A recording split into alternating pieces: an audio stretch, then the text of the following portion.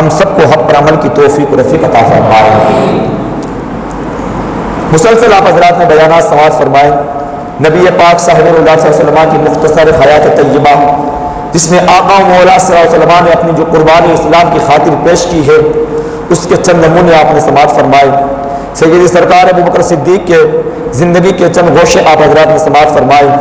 سیدنا سرکار عمر فاروق اعظم، عثمان غنی، مولا کائنات حضرت امام علی مقام امام حسن مجتبی کی شہادت کے واقعات آپ نے سماعت فرمائے کہ ظالموں نے آپ کو کس طرح شہید کیا، مگر آپ حضرات نے اسلام کی بقا کی خاطر، اسلام کے تحفظ کی خاطر، اسلام کی آبیاری کی خاطر، اسلام کو پروان چڑھانے کی خاطر، اسلام کو ترقی دینے کی خاطر، اسلام کو عروج بخشنے کی خاطر، اسلام کو ارتقاء بخشنے کی خاطر، اسلام کو آسمان کی منزلوں سے بھی زیادہ آگے بڑھانے کی خاطر اپنے بدن کا ایک ایک لہو قربان کیا ہے۔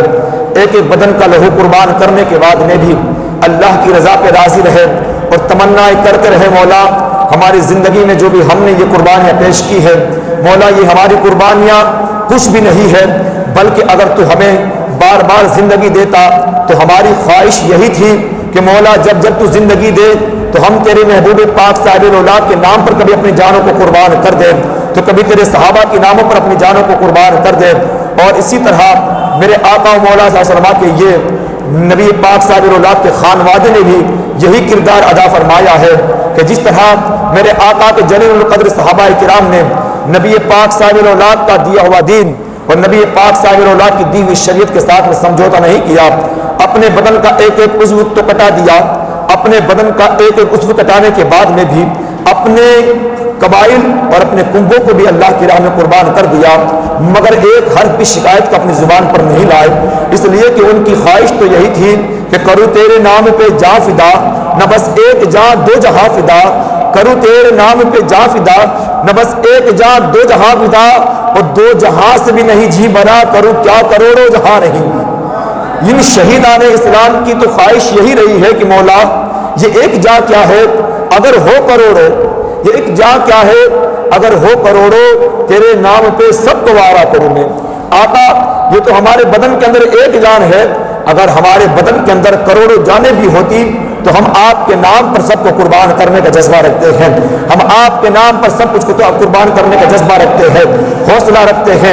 یہی جذبہ امام علی مقام کے رگوں کے اندر تھا، یہی جذبہ امام علی مقام کے خاندان والوں کے اندر تھا، اس لیے کہ انہوں نے مولا کائنات کو دیکھا تھا، مولا کائنات رضی اللہ تعالیٰ عنہ کے رگوں کے اندر جو خون دوڑ رہا تھا وہ خون کیسا خون تھا، وہ نبی پاک صاحب اولاد کا، نبی پاک صاحب اولاد کا پالا ہوا وہ شیر تھا۔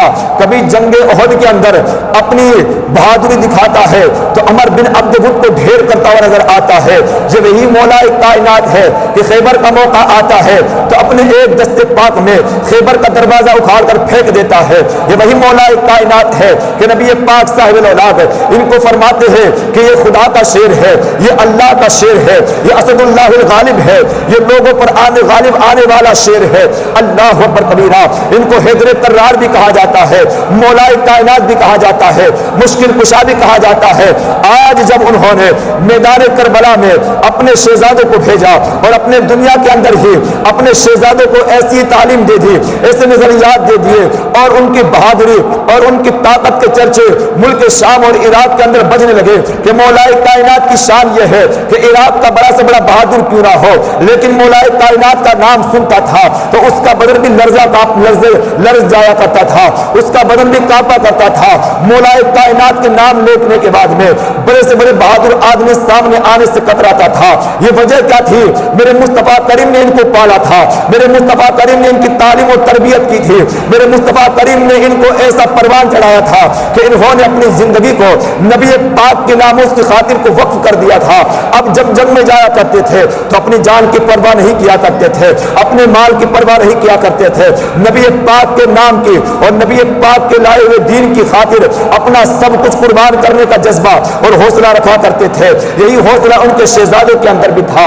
مولا کائنات کے جو شہزادے تھے, جتنے بھی شہزادے تھے, چاہے حضرت خاتون جنت کے شکم سے ہو, چاہے کسی اور کے شکم سے ہو, مولا کائنات نے اپنے بیٹوں کے اندر بھی وہی جذبہ پیش کیا تھا جو ان کی رگوں کے اندر تھا. اور خود امام علی مقام رضی اللہ تعالیٰ عنہ کو نبی پاک, خود امام علی مقام امام حسین کو میرے آقا نے جنگ میں جانے کے لیے تیار کیا تھا. کبھی آپ نے سنا تھا کہ نبی پاک صاحب الاولاد نے خود امام علی مقام امام حسنین کریمین کے آپس میں کشتیاں لڑائی ہے. کبھی آپ نے یہ بھی سنا ہے امام علی مقام رضی اللہ تعالیٰ عنہ کو اور امام حسن مجتبی کو نبی پاک صاحب الاولاد خود میرے آقا مولا صلی اللہ علیہ وسلم جب نجران سے مباہلہ کا وعدہ ہوا تھا تو میرے آقا خود امام علی مقام کو اپنی گود میں لے کر جاتے ہیں. یہاں تک تو میں نے آپ کو بتایا تھا کہ ایک ہوتی ہے شہادت سری, ایک ہوتی ہے شہادت جلی. شہادت سری کہتے ہیں کہ ایسی شہادت جو چھپی ہوئی ہو, اور شہادت جلی کہتے ہیں ایسی شہادت جس کی شہادت عام ہو, کھلے عام میدان کے اندر ہو, شہید کرنے والا بھی معلوم ہو, جس کو شہید کیا جا رہا ہے وہ بھی ظاہر ہو, جو شہید کر رہا ہے, جو قتل کر رہا ہے وہ بھی معلوم ہو. بلکہ نبی پاک صاحب اللہ کے شہزادوں کی شہادت تو اتنی مشہور تھی, اتنی مشہور تھی کہ میرے آقا مولا صلی اللہ تعالی علیہ وسلم ایک مرتبہ نبی پاک صاحب الاولاد امام علی مقام کو اپنی گود میں لے کر رو رہے تھے. امام علی مقام رضی اللہ تعالیٰ عنہ اپنی گود میں امام علی مقام کو لے کر میرے آقا رو رہے تھے. حضرت مولا کائنات بارگاہ رسالت میں آپ نے حاضر ہوئے. حاضر ہونے کے بعد میں پوچھتے ہیں آقا روتے کیوں ہو, اتنی آنکھوں سے اشک باری کیوں ہو رہی ہے, میرے آقا اتنا کیوں رو رہے ہو؟ تو حضرت نبی پاک صاحب الاولاد صلی اللہ تعالی وسلم نے ارشاد فرمایا انی ولدی ہادا, انی ولدی ہادا, میرا یہ بیٹا ہے, سیقتلوا ان قریب یہ قتل کر دیا جائے گا. کہاں پر قتل کر دیا جائے گا؟ بشاط الفراتی, فرات دریا کے کنارے کے قریب میں میرا بیٹا یہ قتل کر دیا جائے گا. اور اس جگہ کو کہا کیا جاتا ہے بموضع یقال له کربلا, اور ایسی سرزمین پر قتل کیا جائے گا جس کا نام کربلا ہے, جس کا نام کربلا ہے. میرے آقا نے اپنی حیات کے اندر ہی بتا دیا تھا امام علی مقام کی شہادت کربلا کے میدان کے اندر ہوگی. ایک مقام پر میرے آقا نے فرمایا مقام طف کے اندر ان کی شہادت ہوگی. حتیٰ کہ میرے آقا مولا صلی اللہ تعالی وسلم کو بھی ان کی حیات کے اندر معلوم تھا حسین کو شہید کیا جائے گا. نبی پاک صاحب الاولاد کے ان خانوادے کے افرادوں کو بھی معلوم تھا کہ آج ہمیں اس دنیا کے اندر جو یہ پروان چڑھایا جا رہا ہے, ہمیں اسلام کی خاطر فروغ دیا جا رہا ہے, ہمیں اسلام کی خاطر پروان چڑھایا جا رہا ہے. اللہ اکبر کبیرہ. یہی اسلام کا جذبہ لے کر امام علی مقام رضی اللہ تعالیٰ عنہ اپنے سینے کے اندر اسلام کا جذبہ لیتے ہوئے اپنی زندگی کے اندر پروان چڑھتے ہیں. لوگوں کو معلوم تھا, بہت سارے صحابہ کرام کو بھی معلوم تھا کہ امام علی مقام کو شہید کیا جائے گا, امام علی مقام کو شہید کیا جائے گا. اور ایسی شہادت ہوگی, ایسی شہادت ہوگی کہ کائنات کا ذرہ ذرہ روتا ہوا نظر آئے گا. اللہ اکبر کبیرہ. جب یزید نے ایک پہلا خط بھیجا تھا اور پہلے خط کے اندر امیر المؤمنین امیر معاویہ رضی اللہ تعالیٰ عنہ کی شہادت کی خبر دینے کے بعد میں یہ مطالبہ ظاہر کیا تھا, یہ مطالبہ ظاہر کیا تھا. مطالبہ کیا کیا تھا؟ امام حسین سے شہادت, امام حسین سے بیعت لے لو. ولید بن مغیرہ سے کہا تھا امام حسین سے شہادت, امام حسین سے بیعت لے لو, اگر وہ بیعت کر لے تو ٹھیک ہے, ورنہ پہلی ملاقات میں ان کو قتل کر دینا. اللہ اکبر کبیرہ. ابھی امام علی مقام مدینہ المنورہ کی سرزمین پر ہے, مگر پیغام کیسا دیا جا رہا ہے؟ پیغام یہی دیا جا رہا ہے کہ اگر پہلی ملاقات ہو تو ان کو وہیں پر شہید کر دینا. اللہ اکبر کبیرہ.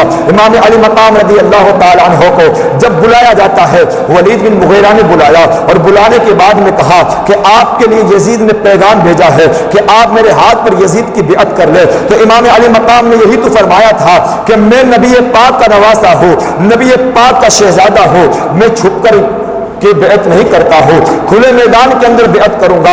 اللہ اکبر کبیرہ. مروان بھی وہاں پر تھا, مروان بھی وہاں پر موجود تھا. اس نے کہا کہ اگر انہوں نے ابھی بیعت نہ کری تو ان کو فوراً قتل کر دیا جائے, اس لیے کہ اگر یہاں سے یہ باہر نکل جاتے ہیں تو پھر ہمیں قابو کرنے کا موقع نہیں ملے گا. امام علی مقام اٹھتے ہیں اور اٹھنے کے بعد میں اس کو برا کہنے کے بعد امام علی مقام باہر تشریف لاتے ہیں, باہر تشریف لے آتے ہیں. امام علی مقام رضی اللہ تعالیٰ عنہ باہر تشریف لے آ جاتے ہے. اور پھر مروان نے, پھر ولید بن مغیرہ نے ایک مرتبہ اور امام علی مقام کو بلایا, مگر رات کچھ زیادہ ہو چکی تھی. نبی پاک صاحب الاولاد آپ حضرات جو ہے نویت سنت الاعتکاف یہ نیت پڑھ لیجیے، پڑھے مطلب نوائتو سنت الاعتکاف۔ تو جو حضرات آپ شربت پی رہے ہیں اب آپ کو اس کی اجازت رہے گی، ٹھیک ہے، ورنہ بغیر نیت اعتکاف کے مسجد کے اندر کھانا پینا جائز نہیں ہے، اور صرف کھانے پینے کے لیے اعتکاف کی نیت کرنا بھی جائز نہیں ہے۔ لیکن البتہ آپ جو ہے نبی پاک کے شہزادوں کا ذکر سن رہے ہیں، اللہ کے محبوب بندوں کا ذکر سن رہے ہیں، تو یہ آپ کی عبادت ہو رہی ہے، عبادت کے ساتھ میں اگر کھانا پینا ہو رہا ہے اعتکاف کی نیت کے ساتھ تو یہ جائز ہے۔ نویت سنت الاعتکاف آپ حضرات یہ نیت پڑھ لیں، بیر کے درود پاک پڑھے، اللہم صلی علی سیدنا شفیعنا حبیبنا طبیبنا ملجانا ومولانا بارک وسلم صلاۃ والسلام علیک یا رسول اللہ یا حبیب اللہ یا نبی اللہ یا خیر خلق اللہ۔ جب امام علی مقام نے سمجھ لیا اور خوب آپ کو یہ بات آپ پر روشن ہو گئی کہ اگر میں یزید کے ہاتھ پر بیعت نہ کروں گا تو یہ لوگ مجھے مدینہ المنورہ کے اندر رہنے نہیں دیں گے، یہ لوگ مجھ پر زیادتی کریں گے، ظلم کریں گے، اور ہو سکے تو موقع ملا کر اب مجھے قتل بھی کر دیں گے۔ امام علی مقام سمجھ چکے تھے ان کے ارادے نیک نہیں ہے، اس لیے کہ یزید جس شخص کا نام ہے وہ اپنے دور کا بڑا ظالم ہے، یزید جس شخص کا نام ہے اپنے وقت کا گنہگار اور شرابی شخص ہے۔ امام علی مقام جانتے تھے اگر یزید نیک ہوتا تو امام علی مقام اس کے ہاتھ پر بیعت کر لیتے، مگر امام علی مقام کو معلوم تھا یہ وہی یزید ہے جو آگے جا کر مصطفیٰ کریم کی سنتوں کو بدلے گا، اور مصطفیٰ کریم نے خود نے ارشاد فرما دیا تھا اول من یبدل سنتی رجل من بنی امیہ یقال له یزید۔ میرے آقا ارشاد فرماتے ہیں کہ روئے زمین کے اندر جو سب سے پہلے میری سنت کو بدلے گا، میری سنت کے اندر ترمیم کرے گا تو وہ کوئی اور نہیں ہوگا، وہ بنی امیہ کا ایک شخص ہوگا۔ وہ کون ہے؟ یہ وہی شخص ہے جس کو یزید کہا جاتا ہے۔ میرے آقا نے بتا دیا تھا، میرے آقا نے پہلے ہی خبر دیتی تھی کہ نہیں بتا دیا تھا کہ یزید میری سنتوں کو بدلے گا۔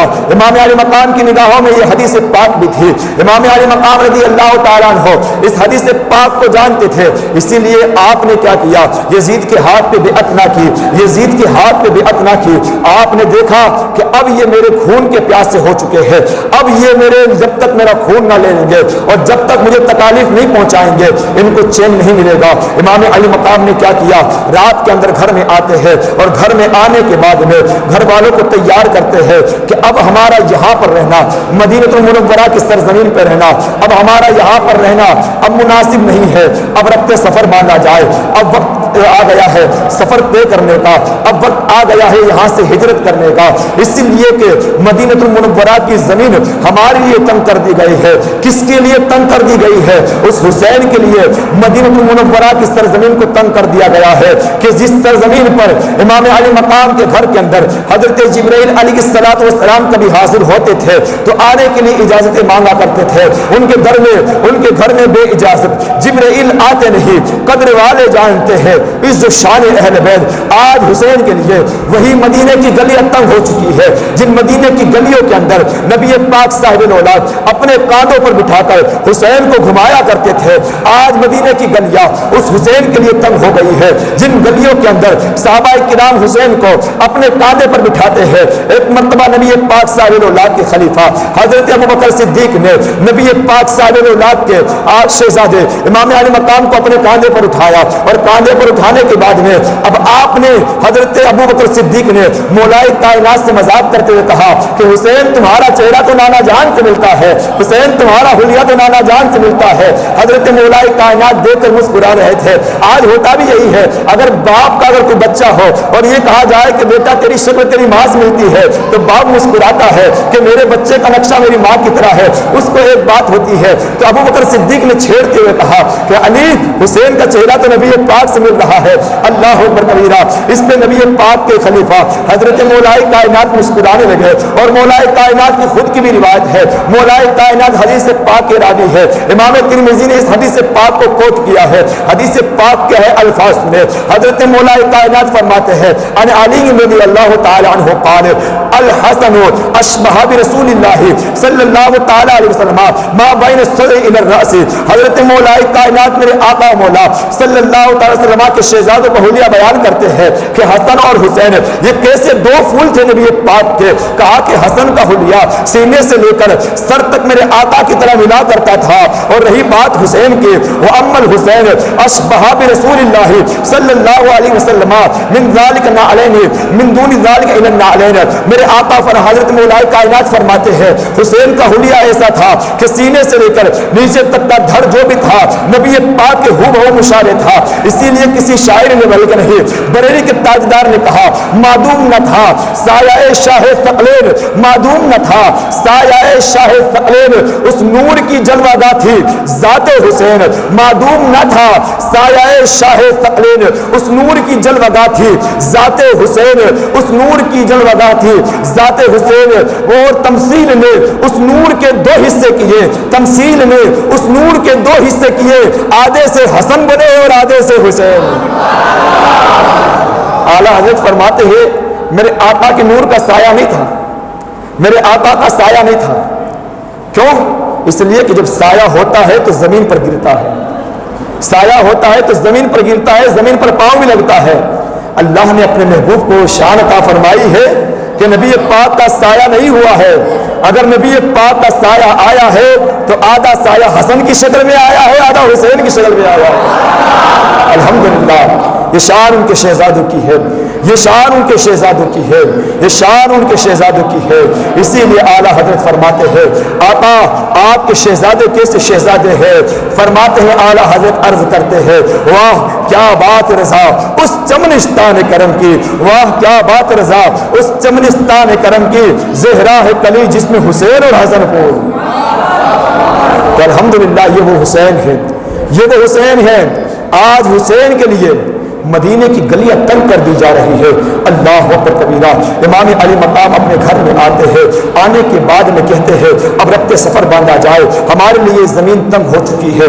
گھر کی عورتوں نے ساز و سامان تیار کیا. امام علی مقام رضی اللہ تعالیٰ عنہ افسردہ دل لے کر اپنے نانا جان کی بارگاہ میں حاضری دیتے ہیں. حاضر ہونے کے بعد میں فاتحہ پڑھتے ہیں, دعائیں کرتے ہیں اور سلام رخصت اس طرح عرض کرتے ہیں. سلام رخصت اس طرح عرض کیا ہوگا آقا آپ کا حسین جس کو آپ نے پروان چڑھایا ہے, آقا آپ کا حسین جس کو آپ نے کبھی چوما ہے, کبھی آپ نے اس کو بوسہ دیا ہے, کبھی جس کے ہونٹوں کو آپ نے چوسا ہے, کبھی اس کے گالوں کو آپ نے سونگا بھی ہے. اللہ اکبر کبیرہ. حسین کے آج حسین کے لیے مدینے کی سرزمین تنگ پڑ چکی ہے. آقا حسین اب آ جانے والا ہے. حسین مدینے کو الوداع کہنا چاہتا ہے. حسین میرا آخری سلام, آقا میرا آخری سلام دے دو. آقا اپنے شہزادوں کو اب رخصتی عطا فرما دیجیے. آپ کے کلمہ پڑھنے والوں نے آپ کے شہزادے کے لیے مدینے کی سرزمین کو تنگ کر دیا ہے. اللہ اکبر کبیرہ. آپ سوچے دنیا کے اندر امام علی نبی پاک صاحب اولاد ارشاد فرماتے ہیں کہ کائنات کے اندر اگر مجھے سب سے پیاری زمین ہے تو مدینہ المنورہ کی سرزمین مجھے پیاری ہے. اب میرے آقا کو جو سرزمین پیاری ہو کیا وہ حسین کو پیاری نہیں ہوگی؟ حسین کو بھی وہی سرزمین پیاری تھی. اللہ اکبر کبیرہ.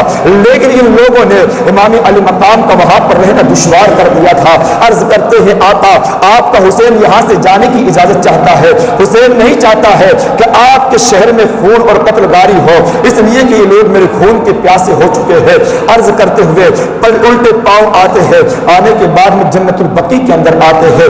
اپنی والدہ ماجدہ حضرت خاتون جنت کی قبر انور پر آنے کے بعد میں لپٹ لپٹ کر روتے ہیں اور تڑپ تڑپ کر فریادیں کرتے ہیں اما جان آج میرے جانے کا وقت آ چکا ہے. اما جان اب میں مدینے سے رخصتی چاہتا ہوں. اما جان آج میں اب یہاں سے رخصتی ہونا چاہتا ہوں. آپ کے نبی پاک صاحب اولاد کے کلمہ پڑھنے والے لوگوں نے میرے لیے مدینے کی سرزمین کو تنگ کر دیا ہے. اما جان میرا آخری سلام قبول فرما لیجیے اور مجھے رخصتی عطا فرما دیجیے اور میرے لیے صبر و تحمل کی دعا فرمائیے کہ اللہ تبارک و تعالیٰ ایسے موقع پر جب میری آزمائش کا دور ہو, میرے لیے پریشانی کا دور ہو, میرے لیے صبر و تحمل کا دور ہو تو اللہ تبارک و تعالیٰ مجھے ثابت قدمی عطا فرمائے. امام علی مقام لپٹ لپٹ کر روتے ہیں. آپ سے میں عرض کرنا چاہتا ہوں میرے آقا ارشاد فرماتے ہیں کہ یا جامع اغضوا ابصارکم اغضوا رؤوسکم وغضوا ابصارکم. میرے آقا ارشاد فرماتے ہیں حشر کا جب میدان ہوگا ندا کرنے والا ندا کرے گا اے نصر اپنے سروں کو جھکا لو, اپنی نگاہوں کو جھکا لو, اس لیے کہ شہزادی رسول فاطمہ گزرنے والی ہے. اور میرے آقا نے ان حدیثوں کے بعد میں آگے ارشاد فرمایا۔ آگے میرے آقا ارشاد فرماتے ہیں فمن ابغضھا ابغضنی، جس نے فاطمہ کو ناراض کیا اس نے مجھے ناراض کیا، جس نے فاطمہ کو تکلیف پہنچائی اس نے مجھے تکلیف پہنچائی۔ اللہ اکبر کبیرہ۔ آج حضرت خاتون جنت کا کلیجہ کیسا پھٹتا ہوگا قبر کے اندر، جو امام علی مقام آخری دیدار کے لیے آخری سلام عرض کرنے کے لیے حاصل ہوئے ہوں گے۔ فاطمہ کے لاڈلے کا آخری دیدار ہے، فاطمہ کے لاڈلے کا آخری دیدار ہے، حشر کا ہنگامہ برپا ہے میان اہل بیت۔ اللہ اکبر کبیرہ۔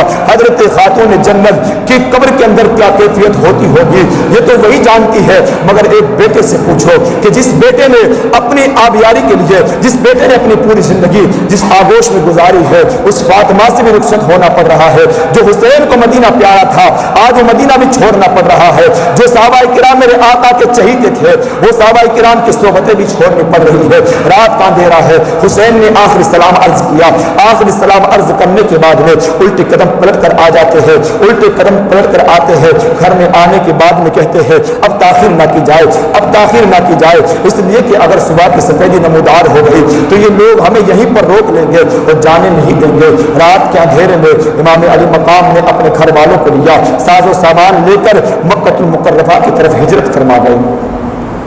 مکہ المکرمہ پہنچے، مکہ المکرمہ جب پہنچے تو وہاں پر بھی نبی پاک صاحب اللہ کے جلیل القدر صحابہ تھے، حضرت عبداللہ بن عمر بھی تھے، حضرت عبداللہ بن زبیر بھی تھے، اس کے علاوہ دیگر جلیل القدر بڑے بڑے صحابہ کرام بھی تھے، وہاں پر بڑے بڑے صحابہ کرام بھی تھے، بڑے بڑے صحابہ کرام بھی وہاں پر موجود تھے۔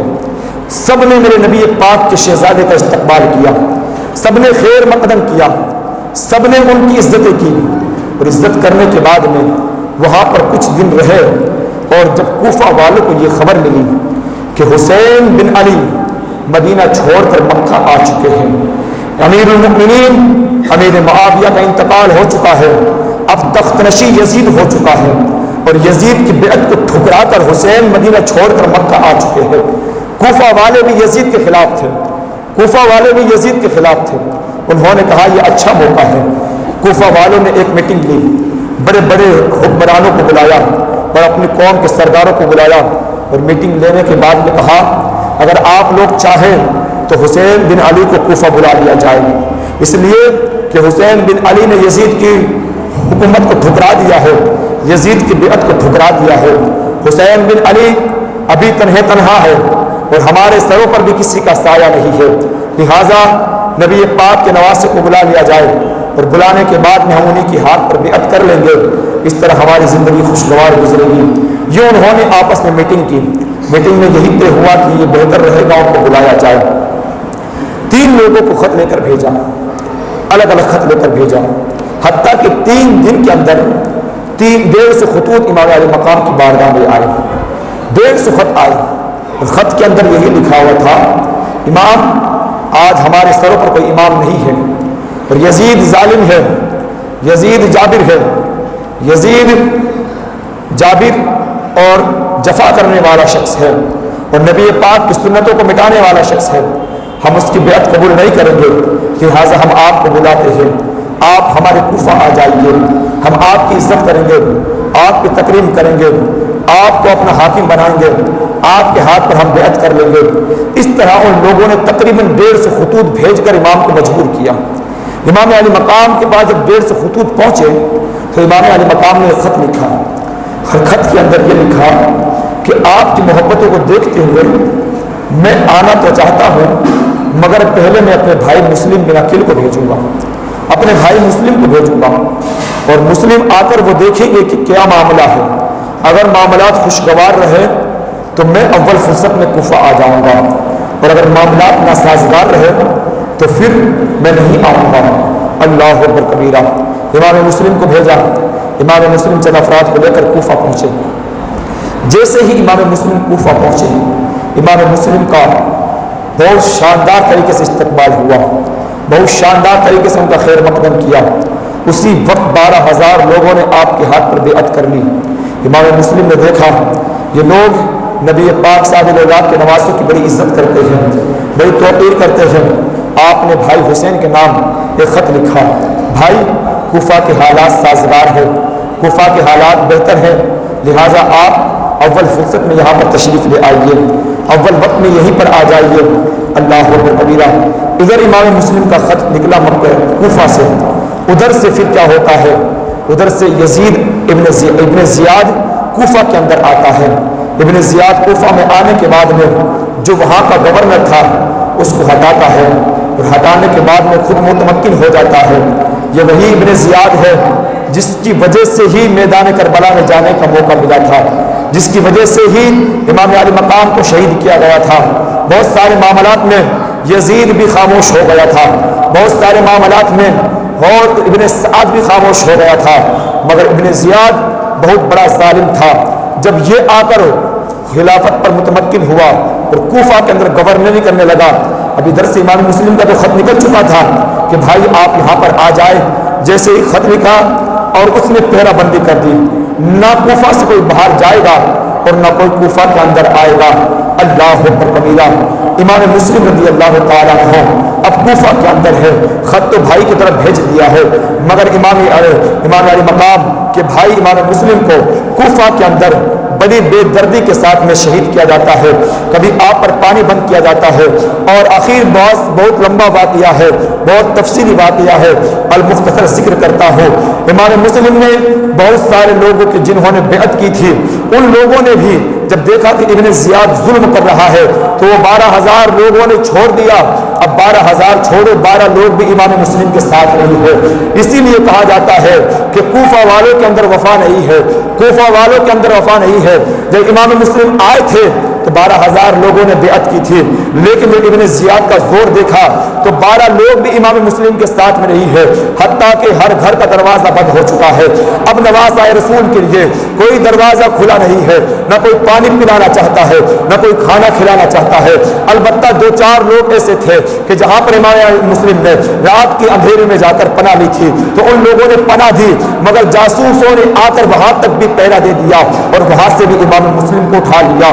بہر کے اس طرح امام مسلم کو گورنر ہاؤس کے اندر لایا جاتا ہے، اور لانے کے بعد میں طرح طرح کی تکالیف دینے کے بعد میں گورنر ہاؤس کی چھت پہ لے جانے کے بعد میں امام مسلم کو وہاں سے گرا کر شہید کر دیا جاتا ہے۔ انا للہ و انا الیہ راجعون۔ آپ کے دونوں شہزادے چھوٹے چھوٹے آئے تھے، وہ بھٹکتے بھٹکتے کوفہ کی گلیوں میں کبھی ادھر جاتے تھے کبھی ادھر جاتے تھے، اس طرح وہ بچے بھی بھٹکتے رہے۔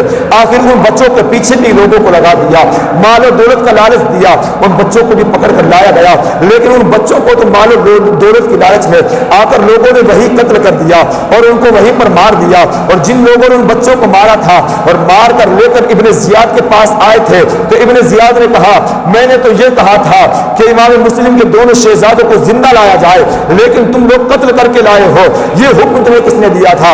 اگر یزید نے یہ مطالبہ کر لیا کہ امام مسلم کے دونوں شہزادوں کو دیا جائے تو پھر کیا ہوگا؟ جس شخص نے امام مسلم کے دونوں شہزادوں کو قتل کیا تھا، اب ابن زیاد نے اس کو بھی مرا دیا، اس کو بھی قتل کرا دیا کہ تو نے اتنی بڑی جرأت کی، نہ خدا ہی ملا، نہ وصال سلم، نہ ادھر کے رہے نہ ادھر کے۔ امام مسلم کے شہزادوں کو مارا اس لیے تھا کہ مال و اکرام ملے گا، لیکن مار کر جب پہنچا فخر کے ساتھ پہنچا تھا تو ابن زیاد نے کہا تھا زندہ مارنا تھا، مردہ کیوں لے کر آیا ہے؟ اسی کی گردن کو مار دیا۔ اللہ اکبر کبیرہ۔ اس طرح خاندان مصطفیٰ پر ظلم و زیادتی ہو رہی ہے، ان کو شہید کرنے کا سلسلہ شروع ہو جاتا ہے۔ امام کی بارگاہ میں مکہ المکرمہ کی سرزمین پر وہ خط پہنچ جاتا ہے کہ بھائی آپ یہاں پر تشریف لائیے، بھائی آپ یہاں پر تشریف لائیے۔ خط پہنچا، خط دیکھا، امام حسین رضی اللہ تعالیٰ عنہ مکہ سے نکلنا چاہتے تھے، جلیل القدر صحابی آتے ہیں، عرضیہ پیش کرتے ہیں، تمنائیں کرتے ہیں، حضور آپ نہ جائیے، حضور آپ نہ جائیے، کوفہ والوں کے اندر وفا نہیں ہے، آپ مکہ المکرمہ چھوڑ کر مت جائیے۔ اگر آپ کو لگتا ہے یزید آپ کے خون کا پیاسا ہے تو ہم آپ کے لیے لوگوں کو جمع کر دیں گے، ہم آپ کے لیے لوگوں کو جمع کر دیں گے، مگر آپ مدینہ نہ آپ مکہ نہ چھوڑے۔ ہمیں ہمارے مقام فرماتے ہیں کہ آج میں مدینہ مکہ المکرمہ چھوڑ کر اس لیے جا رہا ہوں کہ کہیں ایسا نہ ہو یزید کی فوج آ کر مجھے یہاں پر قتل کرے۔ یہ مجھے گوارا نہیں ہے کہ اللہ کے حرم کے اندر، اللہ کے گھر کے اندر کسی کو قتل کیا جائے، کسی کو غارت کیا جائے اور مسلمانوں کا خون بہے، یہ مجھے گوارا نہیں ہے۔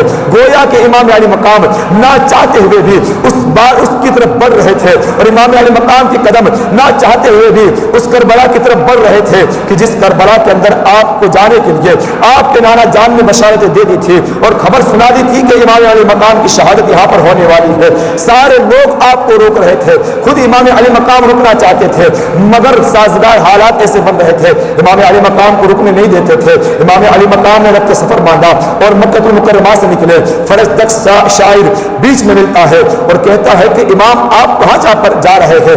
اب تو یہ تو حج کا موقع ہے، 3 ذی الحجہ کا وقت تھا، 3 ذی الحجہ کا وقت تھا، یعنی حج کا موقع قریب تھا، 10 ذی الحجہ کو حج ہوا کرتا ہے کہ آپ کہاں پر جاتے ہیں؟ اللہ اکبر کبیرہ۔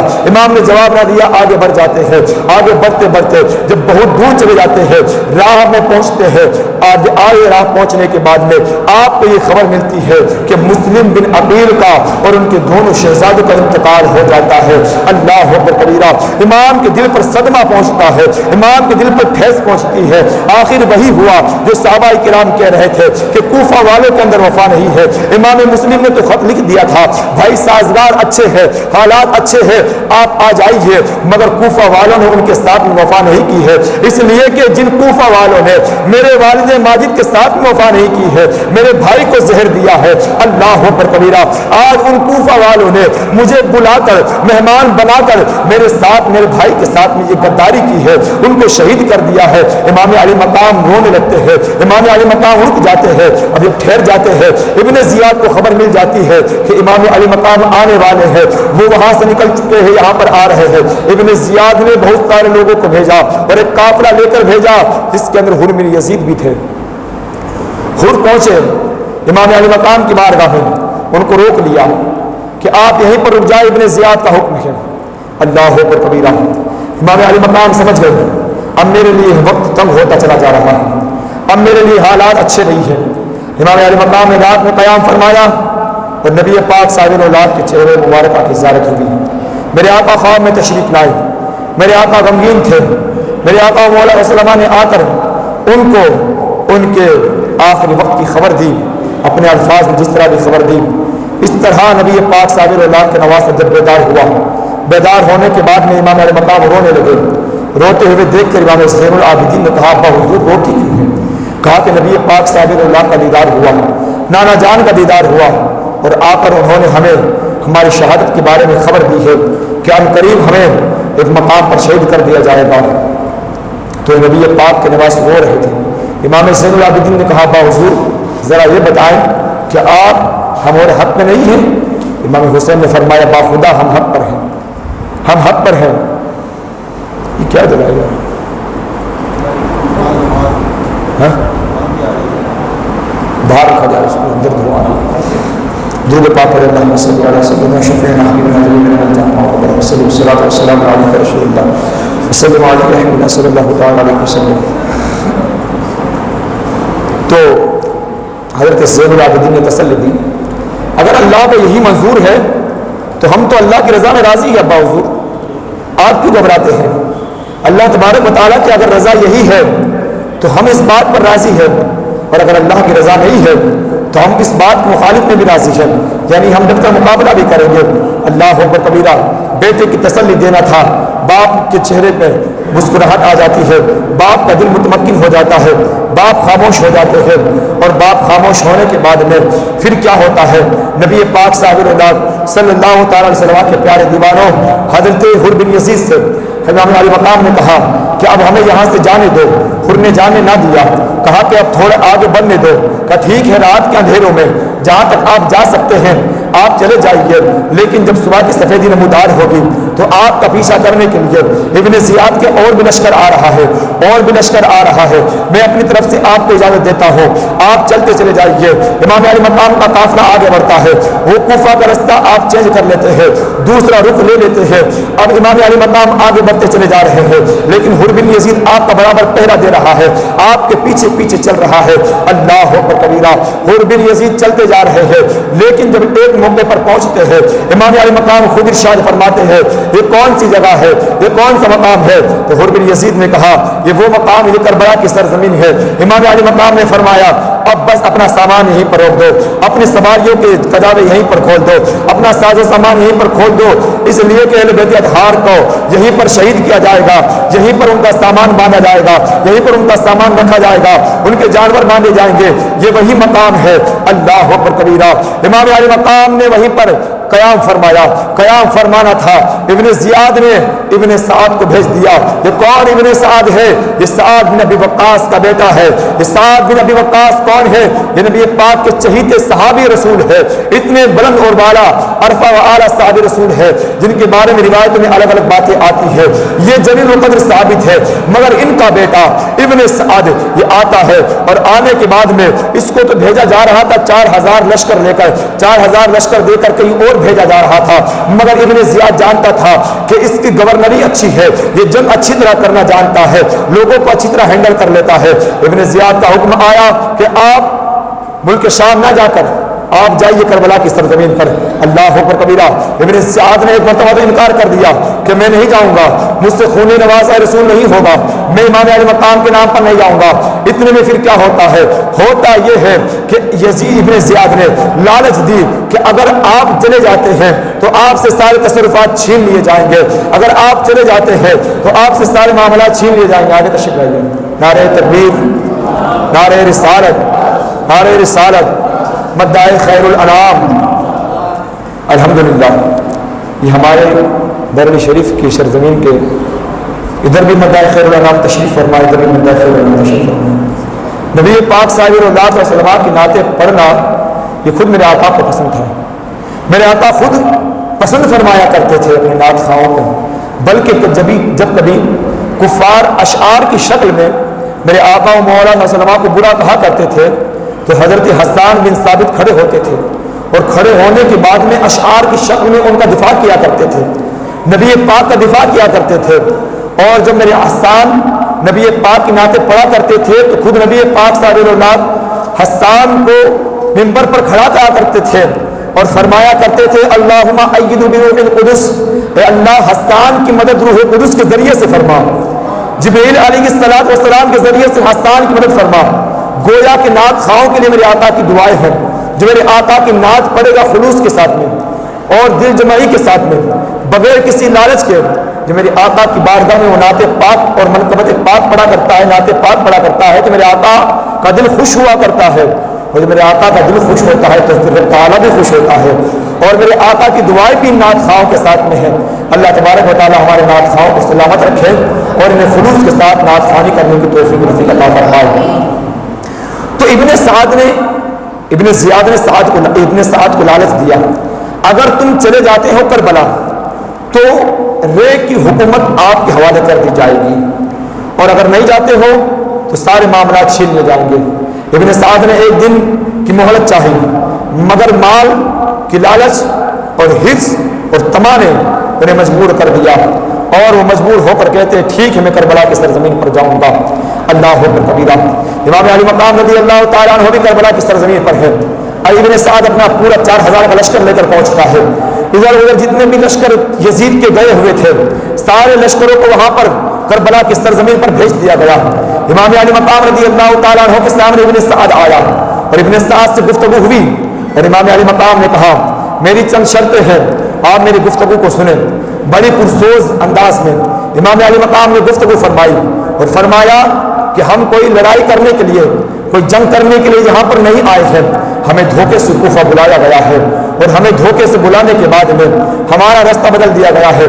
हमारे भाई मुस्लिम को भी शहीद कर दिया गया है, उनके दोनों शहजादों को भी शहीद कर दिया गया है और आज हमें यहाँ पर आने का मौका मिला है तो इसलिए मिला है कि ये आपका पहरा देता हुआ ये लोग हमारे पीछे पीछे आ रहे थे, इसलिए हम यहाँ तक पहुँचते हैं और अब हम ये चाहते हैं हम जहाँ से आए हैं हमें वापस वहाँ पर जाने दिया जाए या फिर हमें एक दूर सरहद पर ले जाकर छोड़ दिया जाए, हम अपनी जिंदगानी वहीं पर बसर कर लेंगे, या फिर आपको जहाँ पर मंजूर हो आप वहाँ पर जाकर ये मामला तय कर ले, और या फिर ये है आपने अपनी सारी जो शर्त रखनी थी बातें इब्ने साद के पास रखी।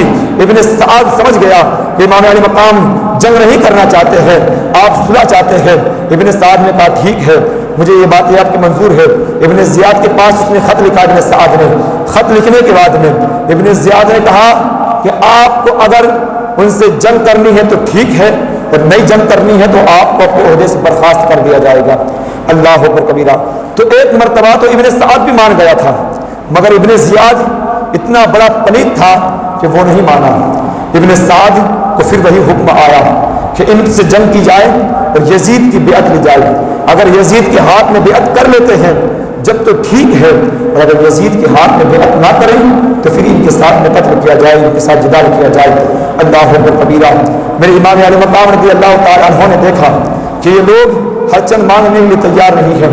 امام خود نفس نفیس تشریف لاتے ہیں۔ میدان میں تشریف لانے کے بعد میں آپ نے اتنا فصیح و بلیغ خطبہ پڑھا، اور خطبہ پڑھنے کے بعد میں کہا، لوگوں کیا مجھے بھول گئے؟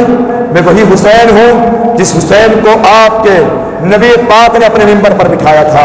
لوگوں مجھے بھول گئے ہو، میں وہی حسین ہوں جس حسین کے بارے میں نبی پاک نے فرمایا تھا، ان الحسن والحسین سید شباب اہل جنہ، حسن اور حسین جنتی نوجوانوں کے سردار ہیں۔ لوگوں تم آج مجھے بھول گئے ہو، میں وہی نواسۂ رسول ہوں جس کو نبی پاک صلی اللہ علیہ وسلم یہ فرما کر سننا کرتے تھے کہ حسن اور حسین میری دنیا کے پھول ہے۔ اللہ اکبر کبیرہ۔ میرے امام علی مقام خطبہ ارشاد فرما رہے ہیں اور خانوادہ مصطفیٰ کے فضائل اور مناقب بیان فرما رہے ہیں، مگر جن کے دلوں کے اندر مہریں لگ چکی تھی، جن کے عقلیں ماری جا چکی تھی، جن کی آنکھوں پر پردہ پڑ چکا تھا، اور جن کو فقط مال اور دولت کا لالچ دکھ رہا تھا اور وہی ان کو نظر آ رہا تھا، انہیں امام کا خطبہ کہاں پر اثر کرتا؟ ان کے سامنے تو قرآن پاک کی آیات کریمہ بھی تھی جو امام علی مقام کی شان میں بیان کی جاتی ہے، خانوادہ مصطفیٰ کا مقام بیان فرما رہی تھی، مگر ان کے سامنے ان کے عقلوں پر پردے پڑ چکے تھے، انہوں نے ایک نے نہ سنی۔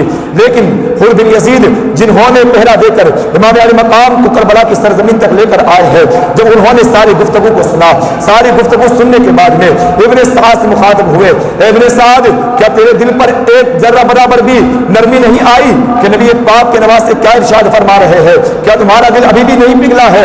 اور کیا تم ابھی بھی خون حسین کے بھوکے ہو اور خون حسین کے پیاسے ہو؟ اللہ اکبر کبیرہ۔ حضرت حر بن یزید نے بہت سارے باتیں کہی، مگر کسی کے دل پر ایک بات برابر بھی ان پر رتی برابر بھی اثر نہیں ہوا۔ اللہ اکبر کبیرہ۔ حر بن یزید امام علی مقام کی بارگاہ میں آتے ہیں اور آنے کی بارگاہ بعد میں عرض کرتے ہیں، آقا حسین یہ لوگ آپ کے خون کے پیاسے ہو چکے تھے اور میں وہی مجرم ہوں جو آپ کو وہاں سے لے کر یہاں تک آیا ہوں۔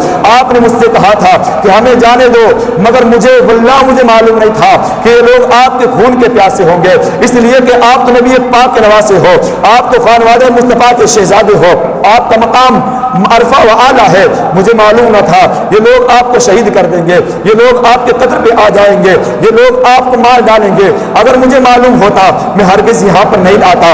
آقا میری مجبوری کو معاف فرما دیجئے، آقا میرے اس گناہ کو معاف فرما دیجئے کہ میں یہاں پر آیا ہوں۔ اللہ اکبر کبیرہ۔ نبی پاک صاحب اللہ کی بارگاہ میں جو بھی آتا تھا میرے آقا مولا سب کو معاف فرما دیا کرتے تھے۔ میرے آقا کا جن لوگوں نے تکالیف پیش کی ہے سب کو میرے آقا نے معاف کیا ہے۔ آج وہی نظام خانوادہ مصطفیٰ کے اندر بھی دیکھنے کو ملے گا۔ حر بن یزید نے نبی پاک صاحب اللہ کے نواسوں کو روکا تھا، کربلا کی سرزمین پر لینے لانے والے بھی ہوتے ہیں، لیکن جب انہوں نے معافی مانگی حضرت امام علی مقام نے ان کو معاف فرما دیا اور ان کو معافی کا پروانہ سنا دیا۔ اور لیکن جب آخری شب تھی امام علی مقام نے اپنے سارے 72 82 افراد کا جو یہ چھوٹا سا لشکر تھا سب کو جمع کیا، جمع کرنے کے بعد میں کہا کہ آپ لوگ میری وجہ سے یہاں پر آئے ہیں، آج میں آپ سے عرض کرنا چاہتا ہوں جو لوگ جانا چاہتے ہیں چلے جائیں، اس لیے کہ یزید اور یزیدی یہ لوگ میرے خون کے پیاسے ہیں، یہ اگر میرا خون بہا دیں گے تو کسی کا خون نہیں بہائیں گے، اس لیے میں چاہتا ہوں کہ آپ رات کے اندھیرے میں یہاں سے نکل جائیں، سرحدوں کو پار کر کے چلے جائیں۔ اللہ اکبر کبیرہ۔ لیکن جو ساتھ میں خانوادہ مصطفیٰ آیا تھا ان کا تو جذبہ بھی یہی تھا کہ ہم جس حسین کے ماننے والے ہیں ایسے ہی نہیں ماننے والے ہیں جیسے کوفہ کے ماننے والے تھے کہ بڑی عزت و آبرو کے ساتھ میں بلایا تھا اور بلانے کے بعد میں پھر دھوکہ دھڑی کر دی، ایسے ہم نہیں ہیں، ہم تو حسین کے نام پر اپنی جانیں قربان کر دیں گے، جس طرح نبی پاک صاحب اللاق نے حسین کے نام پر اپنے بیٹے ابراہیم کو قربان کیا تھا، اسی طرح ہم اپنے نام حسین کے نام پر اپنی جانیں قربان کر دیں گے۔ یہ ان کا جذبہ تھا، یہ ان کا جذبہ تھا۔ اللہ اکبر کبیرہ۔ سب نے بیک زبان کہا. کسی نے کہا ابا حضور ہم سے یہ نہیں ہو سکے گا. کسی نے کہا چاچا حضور ہم سے یہ نہیں ہو سکے گا. کسی نے کہا ہم سے یہ ہرگز نہیں ہو سکے گا حسین کہ ہم آپ کو تنہا تنہا یہاں پر چھوڑ کے چلے جائیں، اس لیے کہ ہماری رگوں کے اندر جب تک کہ خون باقی ہے ہم حسین پر ایک آنچ بھی نہیں آنے دیں گے. چلے جائے کہ ہم حسین کو چھوڑ کر چلے جائیں، ہم سے ہرگز برداشت نہیں ہوگا. جب تک ہمارے رگوں میں خون ہے حسین کو کوئی تکلیف نہیں پہنچا سکتا ہے، حسین کو کوئی بھی اذیت نہیں پہنچا سکتا ہے. اللہ اکبر کبیرہ. اس طرح جب میرے امام علی مقام نے خطبہ دیا اور خطبہ دینے کے بعد میں خان وادے والوں کا اور جو 2 لوگ ساتھ میں آئے تھے محبت کرنے والے، ان کا جب شہادت کا جذبہ دیکھا اور شوق دیکھا تو امام علی مقام نے عرض کیا کہ اب ایک رات بچی ہے، جتنا اپنے رب کو راضی کرنا چاہتے ہو راضی کر لو، جتنے سجدے کرنے چاہتے ہو سجدے کر لو. سارے اہل بیت اطہار نے رات کے اندھیروں میں کسی نے مصلی بچھا دیا، کسی نے چادریں بچھا دی، کسی نے وہ ریگستان پر کربلا کے ریگستان پر سجدہ کیا اور سجدے کرنے کے بعد میں سجدے کا وہ لطف اٹھایا، وہ اللہ کی بارگاہ میں عبادتیں کی، وہ لذتیں اٹھائی کہ پوری رات سجدے کرتے رہے، پوری رات اللہ کی بارگاہ میں عبادتیں کرتے رہے. یوں جب پوری رات نکل جاتی ہے اور صبح کا سفیدہ نمودار ہوتا ہے، نماز فجر امام علی مقام کے پیچھے ادا کی جاتی ہے.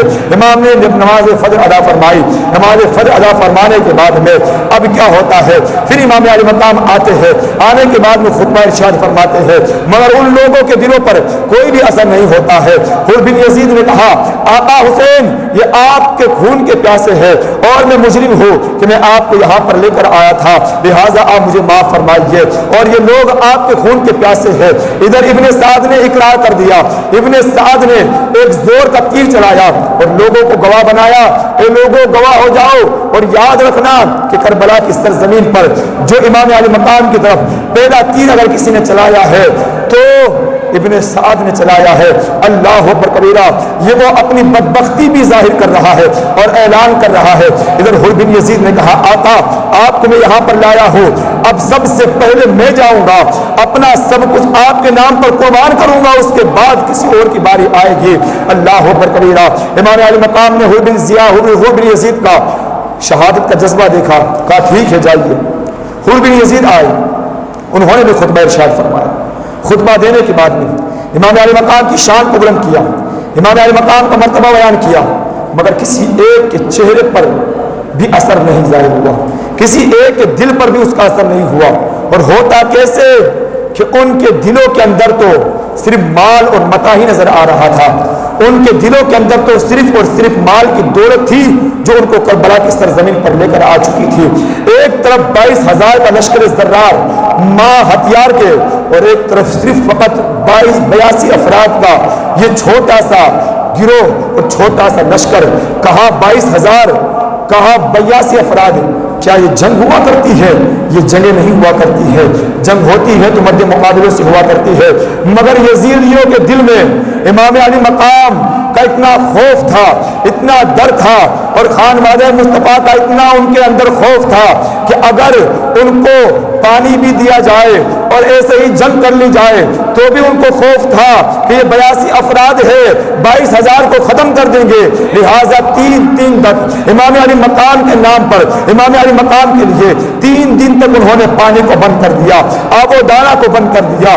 اللہ اکبر کبیرہ. 3 دن کے بھوکے اور پیاسے وہ حسین اور ان کے شہزادگان اور ان کے نمائندے، لیکن شہادت کا جذبہ دیکھے، اسلام کی بقا کا جذبہ دیکھے. وہ ابھی مانگ نہیں پڑ رہا ہے، ان کے بدن کے اندر بھوک اور پیاس کی شدت نہیں کر پا رہی ہے. شدت تو تھی مگر شہادت کا جو جذبہ تھا وہ اتنا بلند ہو رہا تھا کہ جو بھوک کا اثر ظاہر نہیں کر رہا تھا، جو پیاس کا اثر ظاہر نہیں کر رہا تھا. اللہ اکبر کبیرہ. صبح کے سفید نمودار ہوتی ہے، جنگ کا آغاز ہوتا ہے. حر بن یزید آتے ہیں جنگ کے اندر، جنگ ہونے لگتی ہے، باقاعدہ جنگ ہوتی ہے. اس طرح حر بن یزید بہت سارے یزیدیوں کو سے لڑتے ہیں، جنگ کرتے ہیں، بہت سارے سارے لوگوں کو مارتے ہیں اور مارنے کے بعد میں خود بھی شہید ہو جاتے ہیں۔ انا للہ و انا الیہ راجعون۔ اس طرح جب امام علی مقام رضی اللہ تعالیٰ عنہ کے بارگاہ سے اب دو دو تین تین کر کے لوگ آنے لگے، ادھر سے بھی بڑے بڑے بہادر صرف کوفہ کے نہیں ملک شام سے بھی بلائے تھے، ملک عراق سے بھی بلائے تھے، افغانستان سے بھی بلائے تھے، بڑے بڑے بہادروں کو بلایا گیا تھا حسین بن یزید، حسین بن علی کو قتل کرنے کے لیے، حسین بن علی کو مارنے کے لیے، حسین بن علی کو شہید کرنے کے لیے، اس لیے کہ وہ جانتے تھے کہ ان کے رگوں کے اندر مصطفیٰ کریم کا خون ہے، ان کی رگوں کے اندر مولائے کائنات کا خون ہے۔ یہ بھوکے حسین اگر ہمارے سامنے آ جائے تو ہمیں کاٹ کر رکھ دیں گے، اس لیے ان کا خوف ایسا تھا۔ بڑے بڑے بہادروں کو بلایا، بہر کیف جنگ ہوتی رہی، ادھر سے بھی لوگ قتل ہوتے رہے، ادھر سے بھی شہید ہوتے رہے، بہت دیر تک جنگ چلتی رہی۔ لیکن جب میرے آقا حسین کے ساتھ میں جتنے لوگ آئے تھے جو خاندان کے علاوہ تھے، سب یکے بعد دیگر شہید ہوتے گئے، اور ایسے شہید نہیں ہوئے، ایک ایک ساتھ میں نہ جانے کتنے کتنے لوگوں کو لے کر قتل کیا، پھر جامِ شہادت پیا۔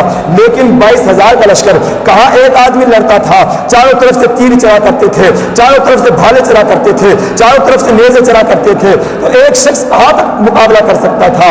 لیکن آخر کیا ہوتا ہے؟ آخر یہی ہوتا ہے کہ جب امام علی مقام کی بارگاہ میں حضرت قاسم آتے ہیں اور قاسم آنے کے بعد میں عریضہ پیش کرتے ہیں، اب اپنے چچا جان کی بارگاہ میں وہ قاسم آتے ہیں جو امام علی مقام امام حسن مجتبی کے شہزادے ہیں، 17 سال کے، 17 سال کے شہزادے امام قاسم اپنے چچا کی بارگاہ میں آئے۔ شان مصطفیٰ دین اسلام شہدائے کربلا تاجدار امام حسین خاندان اہل بیت شہدائے کربلا سارے حیدری۔ امام قاسم آئے، آنے کی باری کا عرضہ پیش کیا۔ میرے حسین نے کہا قاسم کیا کہتے ہو؟ کیا میں اپنے بھائی حسن کی آخری نشانی اپنی آنکھوں کے سامنے اس کی لڑتی ہوئی جوانی دیکھ لوں؟ اللہ اکبر کبیرہ۔ حسین قاسم یہ مجھ سے نہیں ہو سکے گا، آپ میرے بھائی کی آخری نشانی ہو، آپ میرے بھائی کی آخری نشانی ہو۔ اب بعض روایتوں میں آتا ہے امام قاسم نے اپنے ہاتھ سے ایک رکاوٹ نکالا، ایک تعویذ نکال کر دیا امام علی مقام کو، یہ انوار البیان کے اندر ذکر کی گئی روایت، ایک تعویذ نکال کے دیا۔ امام علی مقام نے تعویذ کو پڑھا، تعویذ میں لکھا تھا بیٹے حسن بیٹے قاسم، جب تمہارے اوپر سب سے زیادہ مشقت میرے بھائی حسین پر جب سب سے زیادہ مشقت کے پہاڑ توڑے جائے، جب ان پر سب سے زیادہ ظلم و جفا کیے جائے، تو اس وقت اپنے ہاتھ کا تعویذ اتار کر دیکھنا اور میرے حسین کے نام پر اپنے آپ کو قربان کرنے کے لیے تیار رہنا۔ جب وہ تعویذ کھولا گیا اور تعویذ کے اندر یہ بات لکھی دیکھی تو پھر امام علی مقام نے کہا کہ قاسم اب میں تمہیں اجازت دیتا ہوں، اس لیے کہ میرے بھائی کی یہ وصیت ہے، میں نے اپنے بھائی کی ایک ایک بات کو مانا ہے ان کی زندگی کے اندر، اب ان کے جانے کے بعد میں یہ بات نہیں ٹھکرا سکتا، تمہارا ذوق شہادت میں دیکھ رہا ہوں، آپ جائیں میدان کربلا کے اندر۔ دعائیں دے کر امام قاسم کو رخصت کیا جاتا ہے۔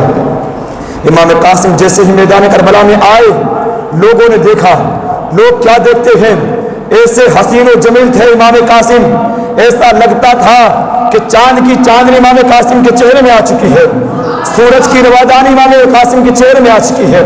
اتنا حسین و جمیل کا حسن و جمال کا پیکر، مصطفیٰ کریم کے خانوادے کا وہ شہزادہ جن کا چہرہ بتا رہا تھا کہ یہ لوگ حق پر ہے، جن کا چہرہ بتا رہا تھا حق اگر کسی کے ساتھ میں ہے تو ان لوگوں کے ساتھ میں ہے، وہ 17 سال کا جوان امام قاسم میدان کے اندر آ جاتا ہے اور آنے کے بعد میں للکار کر کہتا ہے کون ہے جو حسین ابن حسن کا مقابلہ کرے گا، کون ہے جو قاسم ابن حسن کا مقابلہ کرے گا، آؤ میرے سامنے آؤ۔ ابن سعد نے عراق کا بڑا بادشاہ، عراق کا بڑا پہلوان جس کی پہلوانی مشہور تھی، جس کا نام ارزق ہے، اس کو کہا کہ آپ جائیں اور قاسم کا مقابلہ کریں۔ اس نے کہا یہ تو میری توہین ہے، یہ تو 17 سال کا نوجوان بچہ ہے، اس کے سامنے میں کیسے جاؤں گا؟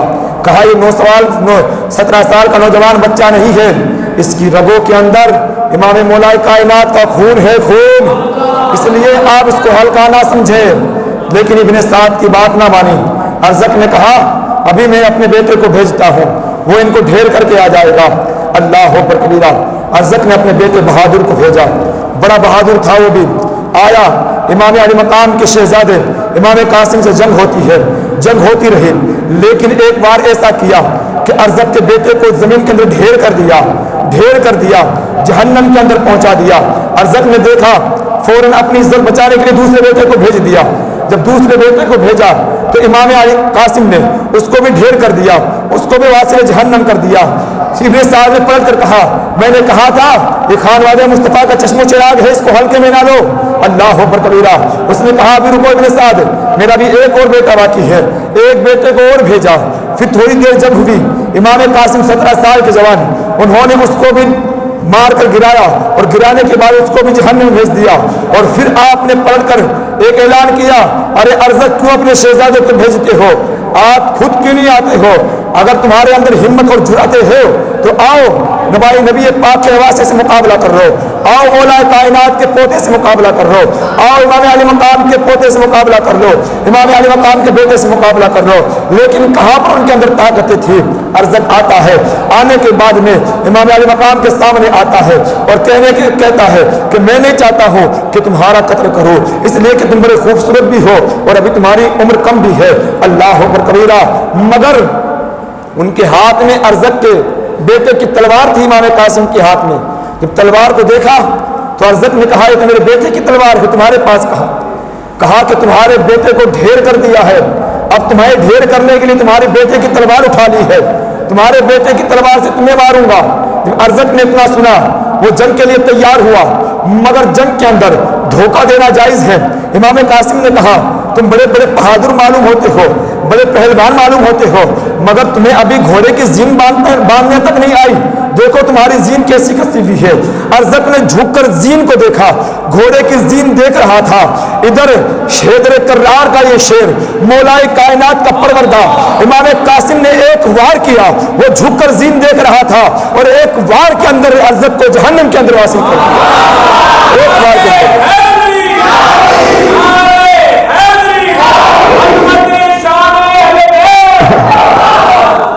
اس طرح ارزق کو بھی ڈھیر کیا۔ اب جب دیکھا کہ کوئی آنے کے لیے تیار ہی نہیں ہے، آپ خود یزیدی فوج کے اندر گھس جاتے ہیں۔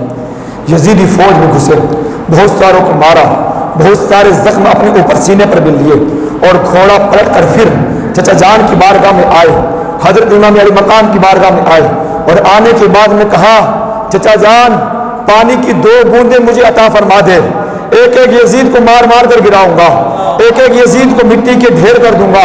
اللہ اکبر کبیرہ۔ کیسا ان کے اندر جذبہ تھا، 3 دن کے بھوکے پیاسے ہیں مگر جذبہ دیکھے، ہمتیں دیکھے، طاقتیں دیکھے۔ اللہ اکبر کبیرہ۔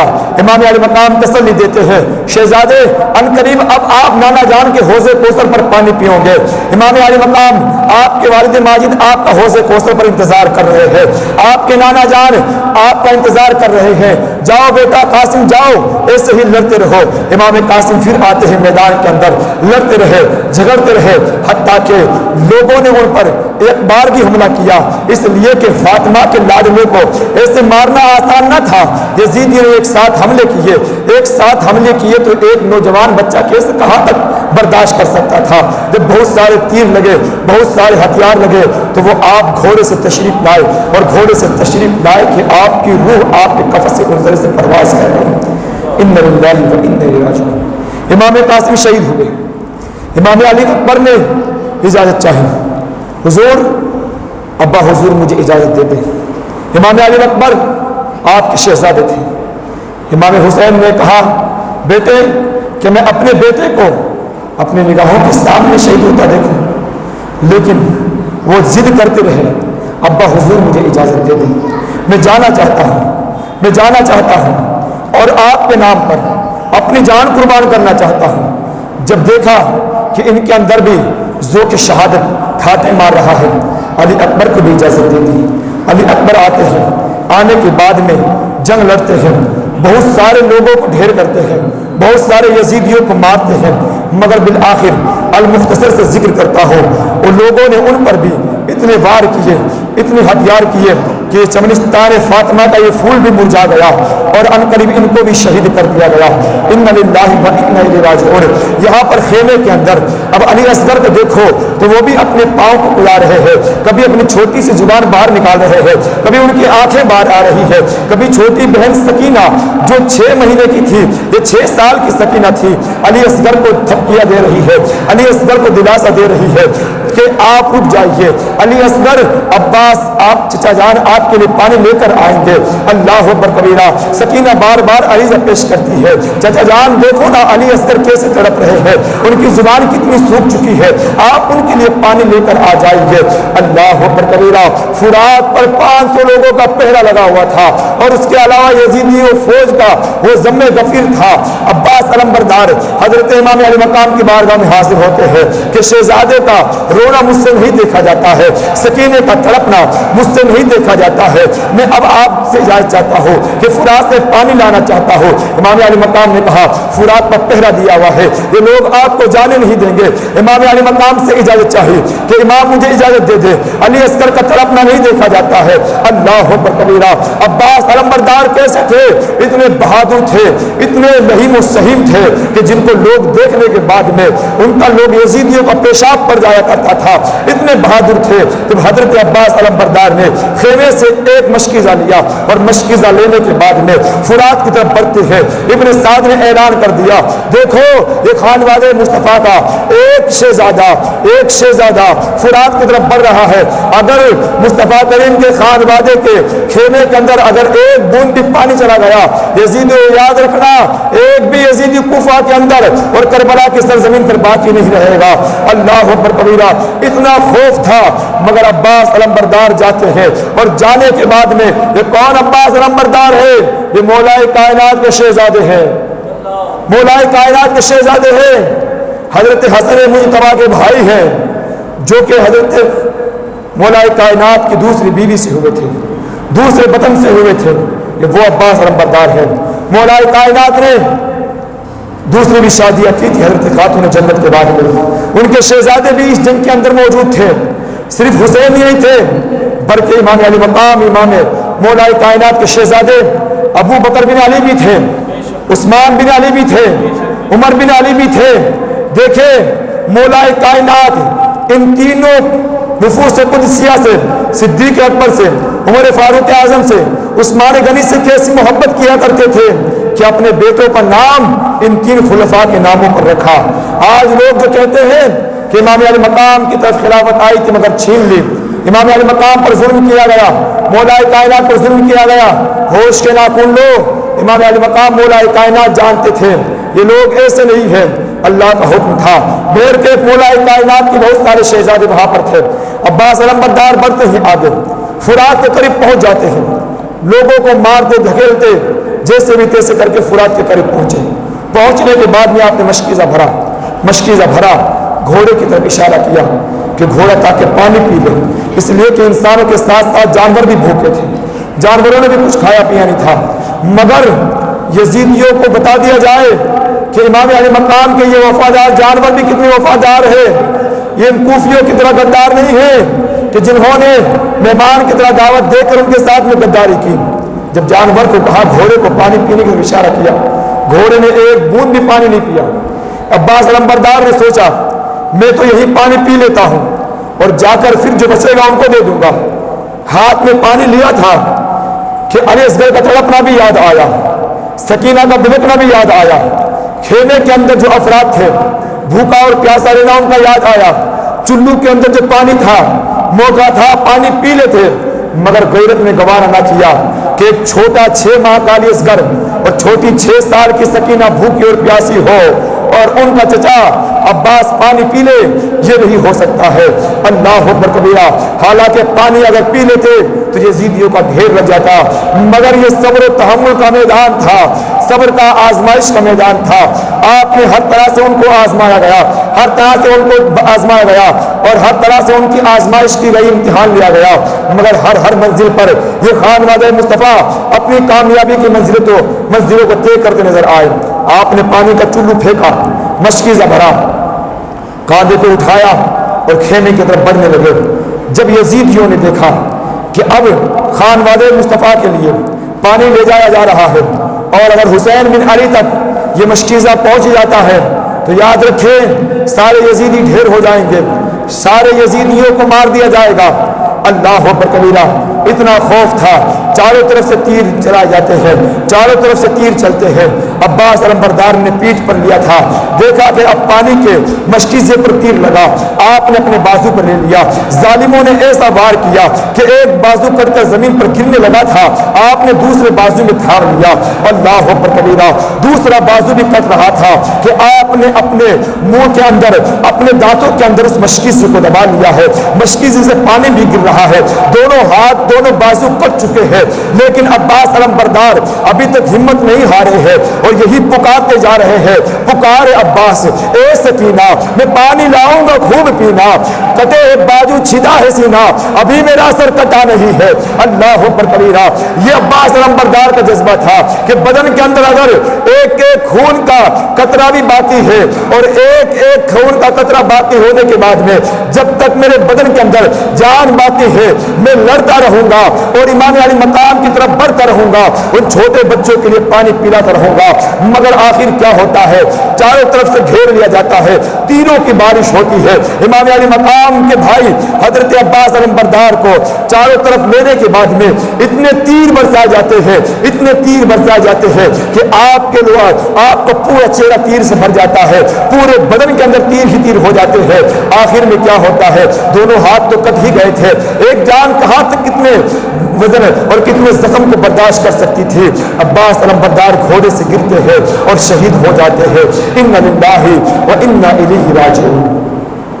امام علی مقام آتے ہیں، آنے کے بعد میں اپنے جوان بھائی کا لاشا اٹھایا، لاشا اٹھانے کے بعد میں جب لے کر آئے، لاشا اٹھانے کے بعد میں میدان کربلا کی سرزمین پر آئے، کربلا کی سرزمین اندر اپنے خیمے میں لائے اور لانے کے بعد دیکھا اب کبھی سفینہ آتی ہے چچا جان کو ہلاتی ہے کہ چچا جان آپ تو پانی لینے کے لیے گئے تھے، کیا ہوا؟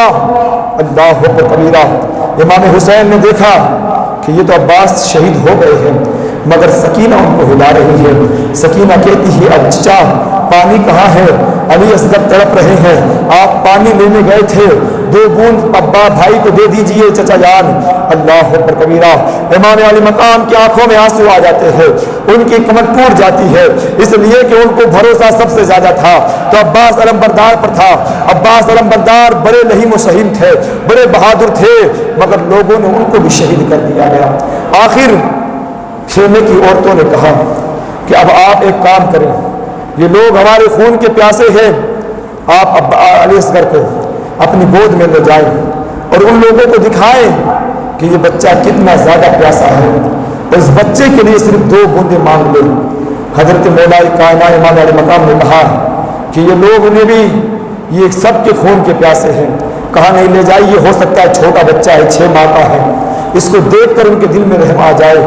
اللہ اللہ، امام علی مقام نے اپنے شہزادے کو ہاتھوں میں لیا، ہاتھوں میں لے جانے کے بعد میں جب جنگ کے میدان میں آئے اور آنے کے بعد میں کہا کہ تم لوگ میرے خون کے پیاسے ہو، میں تمہارے سامنے حاضر ہوں، مگر میرا 6 ماہ کا چھوٹا بچہ جس نے تمہارا کچھ بھی نہیں بگاڑا ہے، اگر تمہیں شکوہ ہے تو مجھ سے ہے، تمہیں اگر معاملات ہے تو مجھ سے ہے، میرے 6 ماہ کے بچے علی اصغر نے تمہارا کچھ نہیں بگاڑا ہے، کم سے کم اس بچے پر تو ترس کھاؤ۔ اللہ اکبر کبیرہ، امام علی مقام ایک ایک کو مخاطب کر رہے تھے، ان کوفہ والوں کو جن کے نام سے خط آئے تھے، جنہوں نے محبتوں کا پیغام دے کر بھیجا تھا، آپ آئے کوفہ کی سرزمین پر۔ امام علی مقام ایک ایک کو مخاطب کرتے رہے کہ تو نے کیا خط نہیں بھیجا تھا؟ کیا تیرے نام سے خط نہیں آیا تھا؟ کیا تو نے یہ نہیں کہا تھا کہ ہم تمہارے ہاتھ پر بیعت کر لیں گے، تمہارے ساتھ محبت کا اظہار کریں گے؟ یہ ساری باتیں ہو رہی تھی، مگر ایک ظالم جس کو فقط مال کی دولت تھی، مال کی دولت کا لالچ تھا، اس نے ایک تیر چلایا، ایسا تیر چلایا کہ وہ تیر ہوا کے اندر آ کر علی اصغر کے پورے حلقوم سے پار ہو کر امام علی مقام کے بازو کے اندر پیوست ہو جاتا تھا۔ ان للہ و انا الیہ راجعون۔ یہ کیسے لوگ تھے، کلمات نبی پاک کا پڑھتے تھے، مگر امام علی مقام کو شہید کرنے کے لیے ان کا کیسا دل کھل چکا تھا، کیسے ان کے اندر ہمت آ چکی تھی کہ نواسہ رسول کو شہید کرنے کے لیے، اور ایسی شہادت کے تڑپا تڑپا کر ان کو مارا جا رہا ہے۔ لیکن یاد رکھے یزیدیوں کو یہ پیغام امام علی مقام نے کربلا کی سرزمین پر بھی دیا کہ لوگوں یاد رکھو، کیا سمجھتے ہو، قاسم کی لٹتی ہوئی جوانی میں نے اپنی آنکھوں سے دیکھی، عباس علمبردار کو شہید ہوتے اپنی آنکھوں سے دیکھا، اور علی اکبر کا جنازہ خود اپنے ہاتھوں سے اٹھایا، اور اب علی اصغر کی باری آئی ہے تو تیر نکالتے ہیں، تیر پھینکا، خون کا پھوارا اچھلتا ہے آسمان کی طرف۔ حسین عرض کرتے ہیں مولا یہ تو ایک علی اصغر ہے، ایک علی اصغر، اگر ہزاروں علی اصغر بھی ہوتے تو مولا حسین تیرے نام پر ایک ایک علی اصغر کو قربان کرتا چلا جاتا، کروں تیرے نام پہ جان فدا، نہ بس ایک جان تو جہاں فدا، نہیں دو جہاں سے بھی جی بھرا، کروں کیا کروڑوں جہاں نہیں۔ اللہ پر کبیرہ، مولا یہ تو ایک علی اصغر ہے، ہزاروں علی اصغر تیرے نام پر قربان کر دوں گا، مگر تیرے نانا تیرے محبوب کا دیا ہوا دین اور اپنے نانا جان کی شریعت کو بچانے کے لیے میں سب کچھ تو کر سکتا ہوں، مگر دین مصطفیٰ کے ساتھ سمجھوتا نہیں کر سکتا۔ اللہ پر کبیرہ، امام علی مقام آتے ہیں حجرے کے اندر، آنے کے بعد میں کہا لو یہ لوگ اس کے بھی بھوکے کے پیاسے تھے، چھوٹے سے بچے پر بھی ترس نہیں آیا، خیمے کے اندر کوہرام بچ جاتا ہے، عورتیں رونے لگتی ہے، چاروں طرف لاشیں ہی لاشیں ہیں، حسن و جمال کے پیکر اور ایسے ایسے حسن و جمال کے پیکر تھے، سب کو انہوں نے شہید کر دیا۔ لیکن بات دیگر بالآخر خانوادہ مصطفیٰ کے ایک ایک شہزادوں کو شہید کیا۔ اب جب باری آئی امام علی مقام کی، خود کی باری آئی ہے، تو امام علی مقام نے کہا، اب خانوادوں کو عورتوں سے کہا کہ اب مجھے جانے کی اجازت دی جائے، اب میں خود جاتا ہوں، اور اب جب میں چلا جاؤں گا یہ لوگ تمہارے ساتھ کچھ بھی نہیں کریں گے، اس لیے کہ یہ لوگ میرے خون کے پیاسے ہیں، یہ میرے خون کے بھوکے ہیں۔ اللہ اکبر کبیرہ، خیمے کے اندر ایک ہنگامہ برپا تھا، ایک ہنگامہ برپا تھا کہ فاطمہ کے لادنے کا آخری دیدار ہے، حشر کا ہنگامہ برپا ہے، نیال اہل بیت۔ اللہ اکبر کبیرہ، چاروں طرف سے رونو پکار کی آواز ہے۔ مولا حسین نے اپنے نانا جان کا امامہ شریف لیا، اپنے سر پر باندھا، جبہ مبارک پہنا، اور اپنی والدہ ماجدہ کی چادر پاک کو لی اور اپنے کمر پر باندھی، اپنے والد ماجد کی ذوالفقار حیدری کو لیا۔ ذوالفقار حیدری لینے کے بعد میں آپ گھوڑے کے پر زین دے کر آخری سلام پیش کرتے ہیں۔ آخری سلام پیش کرنے کے بعد میں آپ کربلا کی سرزمین کی طرف رخصت ہوتے ہیں۔ فاطمہ کے لاڈلے کا آخری دیدار ہے، حشر کا ہنگامہ برپا ہے، نیال اہل بیت۔ امام علی مقام نے آخری سلام کیا، چاروں طرف سے رونو پکارے کی آواز آ رہی تھی۔ ادھر امام زین العابدین جو شدید بخار کے اندر تڑپ رہے تھے، اتنا بخار تھا، اتنا بخار تھا کہ کبھی گشی طاری ہوتی تھی، کبھی ہوش آتا تھا، کبھی گشی طاری ہوتی تھی، کبھی ہوش آتا تھا، یعنی ان کی طبیعت اتنی زیادہ ناساز تھی، اٹھنے اور بیٹھنے والی ہمت بھی نہیں تھی، مگر کربلا کا سارا منظر اپنی نگاہوں سے دیکھ رہے تھے۔ اللہ اکبر کبیرہ، لیکن امام زین العابدین بھی کہتے ہیں، ابا حضور پہلے مجھے جانے کی اجازت دے دیجئے، مجھے جانے کی اجازت دے دیجئے، جب میں چلا جاؤں تو پھر آپ جانا، اس لیے کہ میرے ہوتے ہوئے میں آپ کو جانے نہیں دوں گا۔ کون کہہ رہا ہے؟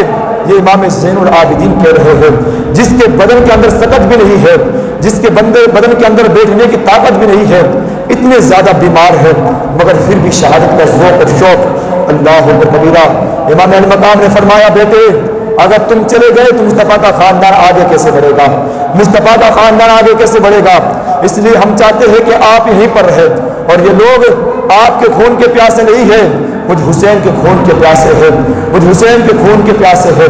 امام علی مقام میدان کارزاز میں آتے ہیں، اور آنے کے بعد میں خطبہ ارشاد فرماتے ہیں، اے لوگوں یاد رکھو اور پہچانو مجھ حسین کو، ایک موقع اور ہے کہ اگر اب بھی تم اپنی باتوں سے رجوع کر لیتے ہو اور اگر اب بھی تم مان جاتے ہو تو میں تمہیں کل قیامت کے دن اپنے نانا جان کے حوض کوثر سے تمہیں میں جام پلا دوں گا اور اپنے نانا جان کی جنت تمہیں دلا دوں گا۔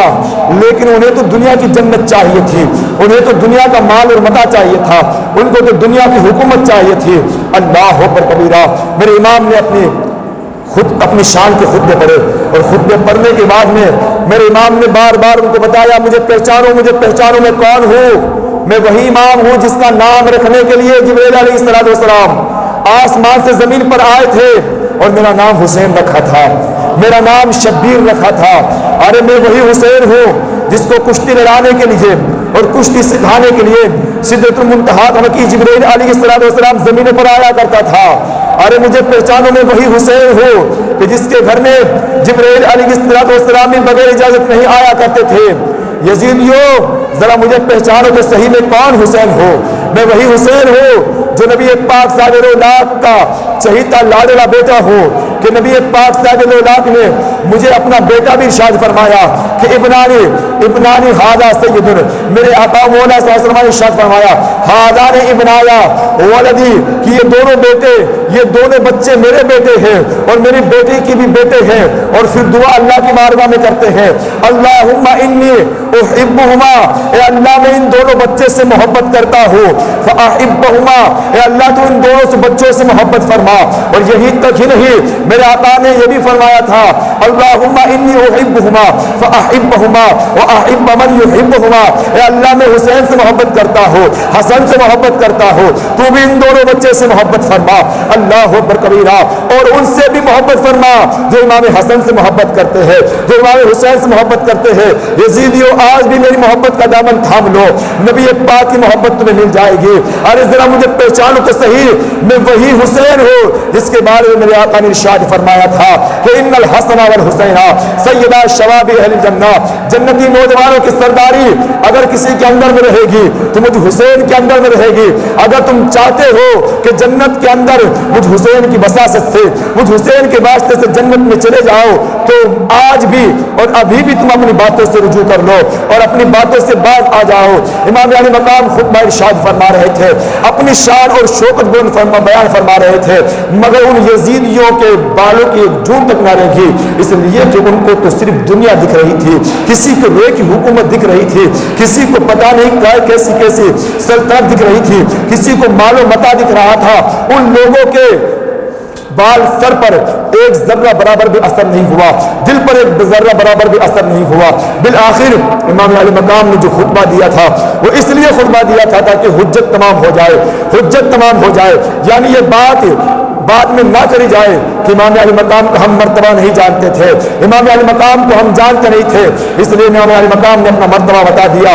آخر میں چلتے چلتے آپ نے یہ بات پیش کر دی، ارے یہ ساری باتیں اگر تمہیں سمجھ میں نہیں آتی ہے تو بتاؤ کائنات کی روئے زمین پر پورے سے لے کر پچھم تک، پچھم سے لے کر اتر تک، اور اتر سے لے کر دکھن تک پورے روئے زمین پر مجھے ایسا شخص بتا دو جو نبی پاک کا نواسا ہو میرے علاوہ۔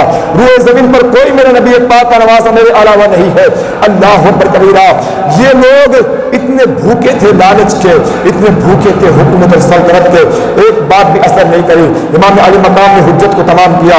اب آپ نے ارشاد فرمایا جب تمہیں یہ باتیں سمجھ میں نہیں آتی ہے اب آؤ جو کرنا ہے کرو، تو ادھر سے اب ایک دوسرے کا منہ تک رہے ہیں کہ آگے بڑھے تو کون آگے بڑھے، وہ ادھر اشارہ کر رہا ہے، ابن سعد ادھر اشارہ کر رہا ہے، شمر اس کو اشارہ کر رہا ہے، خولی اس کو اشارہ کر رہا ہے، آپس میں بڑے بڑے بہادر ایک دوسرے کو اشارہ کر رہے ہیں، مگر کسی ایک کی بھی جرأت نہیں ہو پا رہی ہے کہ امام علی مقام کے سامنے آ کر مقابلہ کر لے، امام علی مقام کی آنکھوں میں آ کے ڈال کے مقابلہ کر لے۔ کیوں؟ اس لیے کہ وہ جانتے تھے یہ امام علی مقام یہ تنہا نہیں ہے، ان کی رگوں کے اندر مولا کائنات کا خون دو رہا ہے، ان کے رگوں کے اندر مصطفیٰ کریم کا خون دو رہا ہے، اور یہ حسین یہ معمولی ذات نہیں ہے، یہ نبی پاک کا چہیتا حسین ہے۔ اس کی مدد کے لیے فرشتے بھی آیا کرتے تھے، اللہ فرشتے بھی آ سکتے ہیں۔ لوگوں کے دلوں کے اندر امام علی مقام کا خوف تھا، ایک بھی آگے بڑھنے کے لیے تیار نہیں تھا، کسی کی بھی ہمت نہیں ہو رہی تھی۔ بالآخر شمر نے بہت سارے لوگوں کو مجبور کیا، لوگوں کو آر دلائی، ان کو شرمسار کیا، ان کو نادم اور پشیماں کیا، تب جا کر لوگ اپنی بہادری دکھانے کے لیے آگے آئے۔ جیسے جیسے لوگ آگے آتے تھے، ذوالفقار حیدری ہواؤں میں لہراتی تھی، اوپر چلتی تھی اور نیچے آتی تھی تو یزید ڈھیر ہوتا نظر آتا تھا۔ اللہ اکبر کبیرہ، نہ جانے کتنے یزیدیوں کو امام علی مقام نے ذوالفقار حیدری سے جہنم کے اندر پہنچا دیا تھا۔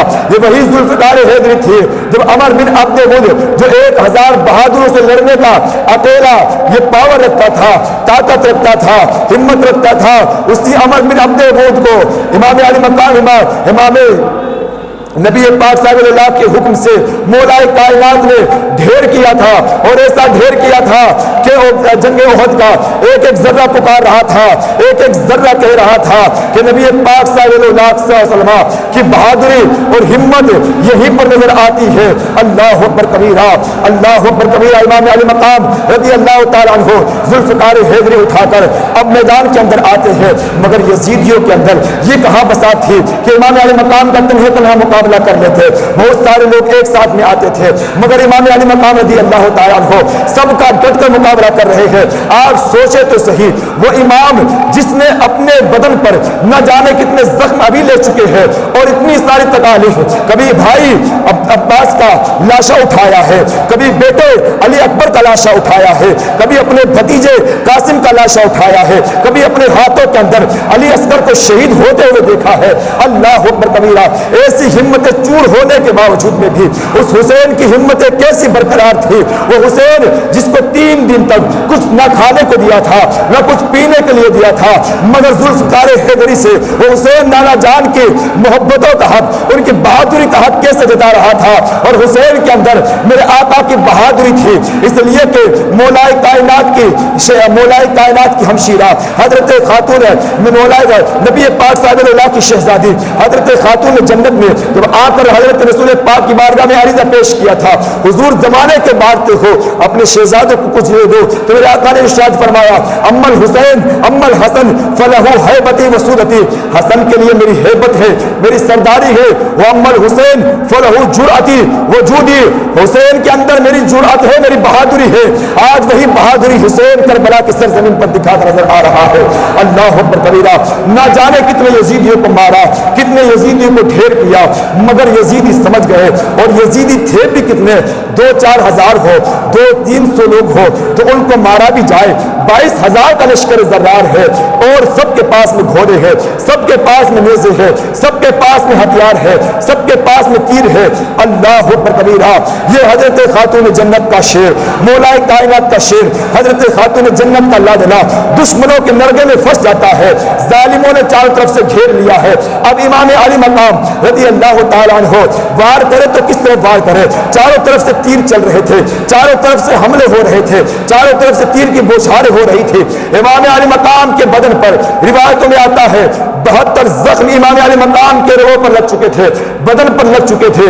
بالآخر کیا ہوتا ہے، بدن زخموں سے چور چور ہو جاتا ہے۔ امام علی مقام رضی اللہ تعالیٰ عنہ جیسے ہی گھوڑے سے زمین پر تشریف لاتے ہیں تو سجدے والی کیفیت تھی، آپ سجدے کے اندر تھے۔ کھولی نام کا شخص آگے بڑھتا ہے، اور آگے بڑھنے کے بعد میں امام علی مقام رضی اللہ تعالیٰ عنہ کا سر تن سے جدا کر دیتا ہے۔ انا للہ و انا الیہ راجعون۔ امام علی مقام رضی اللہ تعالیٰ عنہ نے جو سجدہ کیا اور جو سجدے کے اندر سر کٹا، آپ کو میں بتا دیتا ہوں، شریعت کا مسئلہ یہ ہے کہ جب انسان نماز کے ارادے سے نکلتا ہے تو گویا وہ نماز کے اندر ہے، جب تک نماز پڑھتا ہے مسجد میں ہے گویا وہ نماز کے اندر ہے، جب تک نماز پڑھ رہا ہے وہ جب تک سلام نہ پھیر لے جب تک نماز کے اندر ہے۔ لوگوں نے دیکھا تھا امام علی مقام کو سجدہ کرتے ہوئے، مگر سجدے سے سر اٹھاتے ہوئے نہیں دیکھا تھا، سجدے سے سر اٹھاتے ہوئے نہیں دیکھا تھا۔ گویا کہ امام علی مقام نے اپنے نانا جان کی اس تربیت کو بھی زندہ کیا کہ نبی پاک صاحب اولاد نے کہ جب امام علی مقام نبی مسجد نبوی شریف میں آتے تھے، نبی پاک کبھی رکوع میں ہوتے تھے کبھی سجدے میں ہوتے تھے، تو امام علی مقام سجدے کی حالت میں میرے آقا کی پشت پر بیٹھ جایا کرتے تھے، تو میرے آقا ان کو ہٹاتے نہیں تھے، سجدے کو لمبا کرتے تھے، سجدے کو لمبا کرتے تھے، زمانے کو اور امام علی مقام کو پیغام دے رہے تھے، تربیت دے رہے تھے۔ حسین جس طرح آج میں تمہاری خاطر سجدے کو لمبا کر رہا ہو، کل کربلا کی سرزمین پر تمہیں اسی طرح امت کی خاطر سجدے کو لمبا کرنا ہے، اور ایسا سجدہ کر کے دکھانا ہے، ایسا سجدہ کر کے دکھانا ہے کہ لوگ سجدے میں جاتے تو تمہیں دیکھے مگر سر اٹھاتے نہ دیکھے۔ اللہ اکبر کبیرہ۔ لوگوں نے دیکھا امام علی مقام نے سجدہ تو کیا ہے، سجدے سے سر نہیں اٹھایا ہے۔ اللہ اکبر کبیرہ۔ امام علی مقام و نواسۂ رسول، ان ظالموں نے امام علی مقام کو بھی شہید کر دیا۔ چاروں طرف خوشیوں کا ہنگامہ برپا یزیدیوں کے درمیان۔ امام علی مقام رضی اللہ تعالیٰ عنہ کے سر مبارک کو نیزے پر اٹھا لیا گیا، رات کا اندھیرا ہوا، سر مبارک کو لے جانے کے بعد میں گھر مبارک تو یہیں پر ہے، سر مبارک کو اب ابن زیاد کے کوفہ کے اندر لے جایا جا رہا تھا، اور لے جانے کا طریقہ کیا تھا؟ نیزے پر امام علی مقام کا سر تھا اور چاروں طرف سے جشن منا کر لے جایا جا رہا تھا۔ اللہ اکبر کبیرہ، میں آپ سے پوچھنا چاہتا ہوں، آج کائنات کی اس دھرتی پر سب سے بڑا اگر المناک کوئی واقعہ پیش آیا ہے تو کربلا کی سرزمین پر پیش آیا ہے۔ کیوں؟ اس لیے کہ حسین کی شہادت سے خاتون جنت کو بھی تکلیف ہوئی ہے، حسین کی شہادت سے مولا کائنات کی تکلیف ہوئی ہے، حسین کی شہادت سے خود نبی پاک صاحب الاولاد کو بھی تکلیف ہوئی ہے، تو سید الانبیاء کی تکلیف سب سے بڑھ کر تکلیف ہے۔ اس لیے کہا جاتا ہے کہ کائنات کی سرزمین پر جو سب سے بڑا المناک واقعہ ہے وہ کربلا کی سرزمین کا واقعہ ہے۔ اللہ اکبر کبیرہ، امام علی مقام کو ان یزیدیوں نے ان کے سر کو اٹھایا اور کوفہ کی طرف بڑھے۔ اب رات کا اندھیرا ہے، رات کا اندھیرا تھا، مگر میں آپ کو چلتے چلتے یہ بھی بتا دوں، امام علی مقام مجبور نہیں تھے، امام علی مقام مجبور نہیں تھے، وہ صبر و تحمل کا دامن تھامے ہوئے تھے۔ لوگ یہ نہ سمجھے کہ امام علی مقام مجبور تھے، ان کے اندر طاقت اور ہمت نہیں تھی، نہیں، امام علی مقام اگر چاہتے تو فرات چل کر امام علی مقام کے قدموں پر آتا، امام علی مقام اگر چاہتے تو آسمان ٹوٹ کر بھی برستا، امام علی مقام اگر چاہتے تو میرے امام علی مقام کے ایک ٹھوکر پر نہ جانے کتنے چشمے جاری ہوتے، مگر امتحانوں کے درسگاہوں میں چٹن نہیں کی جاتی ہے، مدد نہیں مانگی جاتی ہے، صبر و تحمل سے کام لیا جاتا ہے۔ لیکن امام علی مقام نے اسی میدان کربلا میں لوگوں کو دکھا دیا تھا کہ حسین بے بس نہیں ہے، اس لیے کہ حسین نے اپنی بچت کے لیے خیمے کے ارد گرد ایک کھڈا کھود کر اور اس کے اندر آگ لگا دی تھی تاکہ کوئی یزیدی اندر نہ آ پائے۔ جنگ شروع ہونے سے پہلے تو ایک یزیدی نے یہ کہا تھا، دیکھو حسین نے دوزخ میں جانے سے پہلے اپنی جہنم کے دنیا کے اندر ہی آگ لگا دی۔ جب یہ جملہ اس نے کہا، امام علی مقام پر بڑا ناگوار گزرا۔ آپ کے ساتھی نے کہا اگر اجازت ہو تو ایک تیر ماروں اور اس کو گرا دوں۔ امام علی مقام نے کہا نہیں، اللہ کی بارگاہ میں ہاتھ اٹھائے اور کہا مولا اس کو دوزخ کی آگ سے پہلے دنیا کی آگ دکھا دیں۔ وہ گھوڑے پر بیٹھا تھا، اس کے گھوڑے سے پاؤں پھسلا، گھوڑے کے اندر اس کا رکاب کے اندر پاؤں پھنسا، گھوڑا بھاگتا ہوا اس کو اس آگ کے اندر قریب لے کر آتا ہے اور آگ کے قریب لانے کے بعد میں اس کو اس آگ میں ڈال دیتا ہے جو خیمے کے پاس جل رہی تھی۔ اس شخص نے امام علی مقام کے لیے برا کہا تھا، مگر ہوا یہ کہ وہ شخص خود اس آگ کے اندر جل گیا۔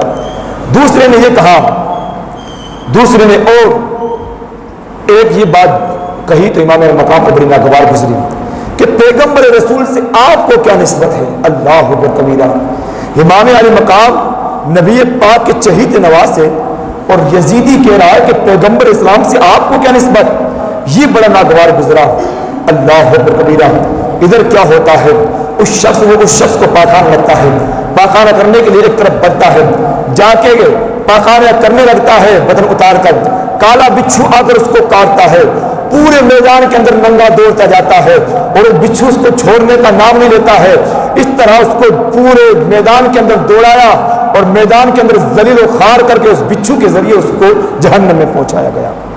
اس طرح میرے امام نے بتا دیا کہ میں مجبور نہیں ہوں، میں اگر دامن تھاما ہوا ہوں تو صبر و تحمل کا دامن تھاما ہوا ہوں، اور میرے نانا جان نے مجھے جو پروان چڑھایا ہے، جو تعلیم دی ہے، آج کی خاطر دی ہے، آج کے لیے اور آج کی آبیاری کے لیے، دین کے بقا کے لیے اور آج کا دن دیکھنے کے لیے میرے آقا نے مجھے پروان چڑھایا ہے۔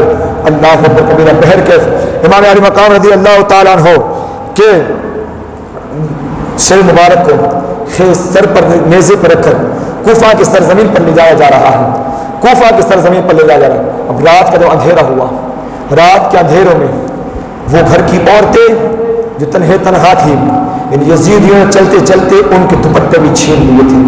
اللہ اکبر کبیرہ، ان رات کے اندھیروں میں عورتوں نے آ کے دیکھا، لاشوں کو سنبھالا، جس کو دیکھنا تھا دیکھا، جس کو تلاش کرنا تھا تلاش کیا، لیکن پھوٹ پھوٹ کر رات گزاری اور وحشت کی رات گزاری، اور رات گزارنے کے بعد میں وہ عورتیں بھی اب کیسی بے بس ہو چکی تھی۔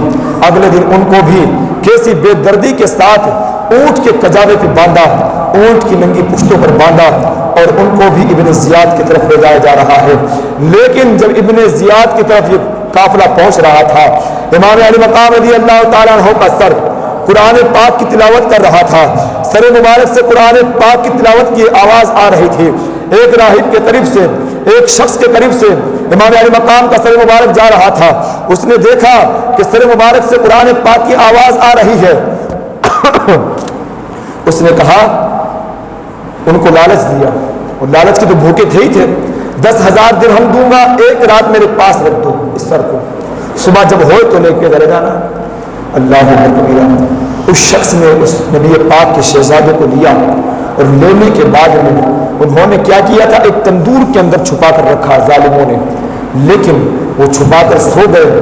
اب یہ دیوانہ رات میں اٹھتا ہے، اٹھنے کے بعد میں اس سر مبارک کو نکالتا ہے، نکالنے کے بعد میں نبی پاک کے شہزادے کا سر مبارک دھوتا ہے، چہرہ صاف کرتا ہے، آنکھیں صاف کرتا ہے، اور سر کے آنکھوں سے جو بھی چہرے پر خون جمع ہوا تھا سب کچھ ہٹاتا ہے، اور ہٹانے کے بعد میں چہرے کی زیارت میں مشغول ہو جاتا ہے۔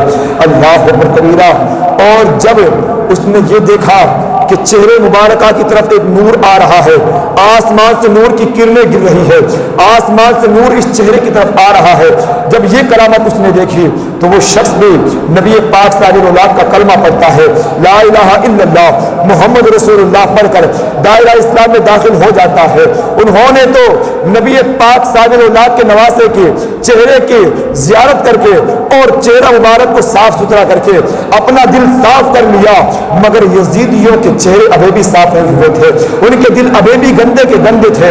صبح کی جب سفید نمودار ہوئی، 10,000 درہم دیے ان کو، لے کے آگے بڑھے، تو تھوڑے دور پر پہنچے تھے، وہ سارے کے سارے درہم کھوٹے ہو گئے، جو درہم سونے کے تھے وہ کھوٹے ہو کر بدل گئے۔ اللہ اکبر کبیرہ۔ تو جس کو جو جیتنا تھا اس نے تو ایمان کی دولت جیت لی، مگر یہ پیسوں کے لالچی ان کو دنیا میں بتا دیا گیا کہ تمہاری یہ دولت تمہاری دنیا کے اندر بھی تمہارے کام نہیں آئے گی، اور جو تم نے تکلیف نواز رسول کو پہنچائی ہے یہ تم نے اپنے دوزخ کو مول خرید لیا ہے۔ اللہ اکبر۔ اس طرح ابن زیاد کے کوفے کے اندر یہ لوٹا پیٹا قافلہ پہنچا، ابن زیاد کی بارگاہ میں پاس تشت کے اندر سجا کر نبی پاک کے نواسے کا چہرہ رکھا گیا۔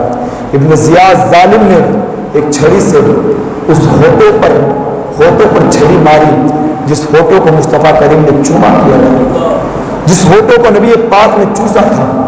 ایک صحابی رسول جو کمزور تھے لڑکھڑاتے ہوئے اٹھے اور کہا، ظالم تجھے سمجھ میں نہیں آتی ہے کہ تو کس کو مار رہا ہے؟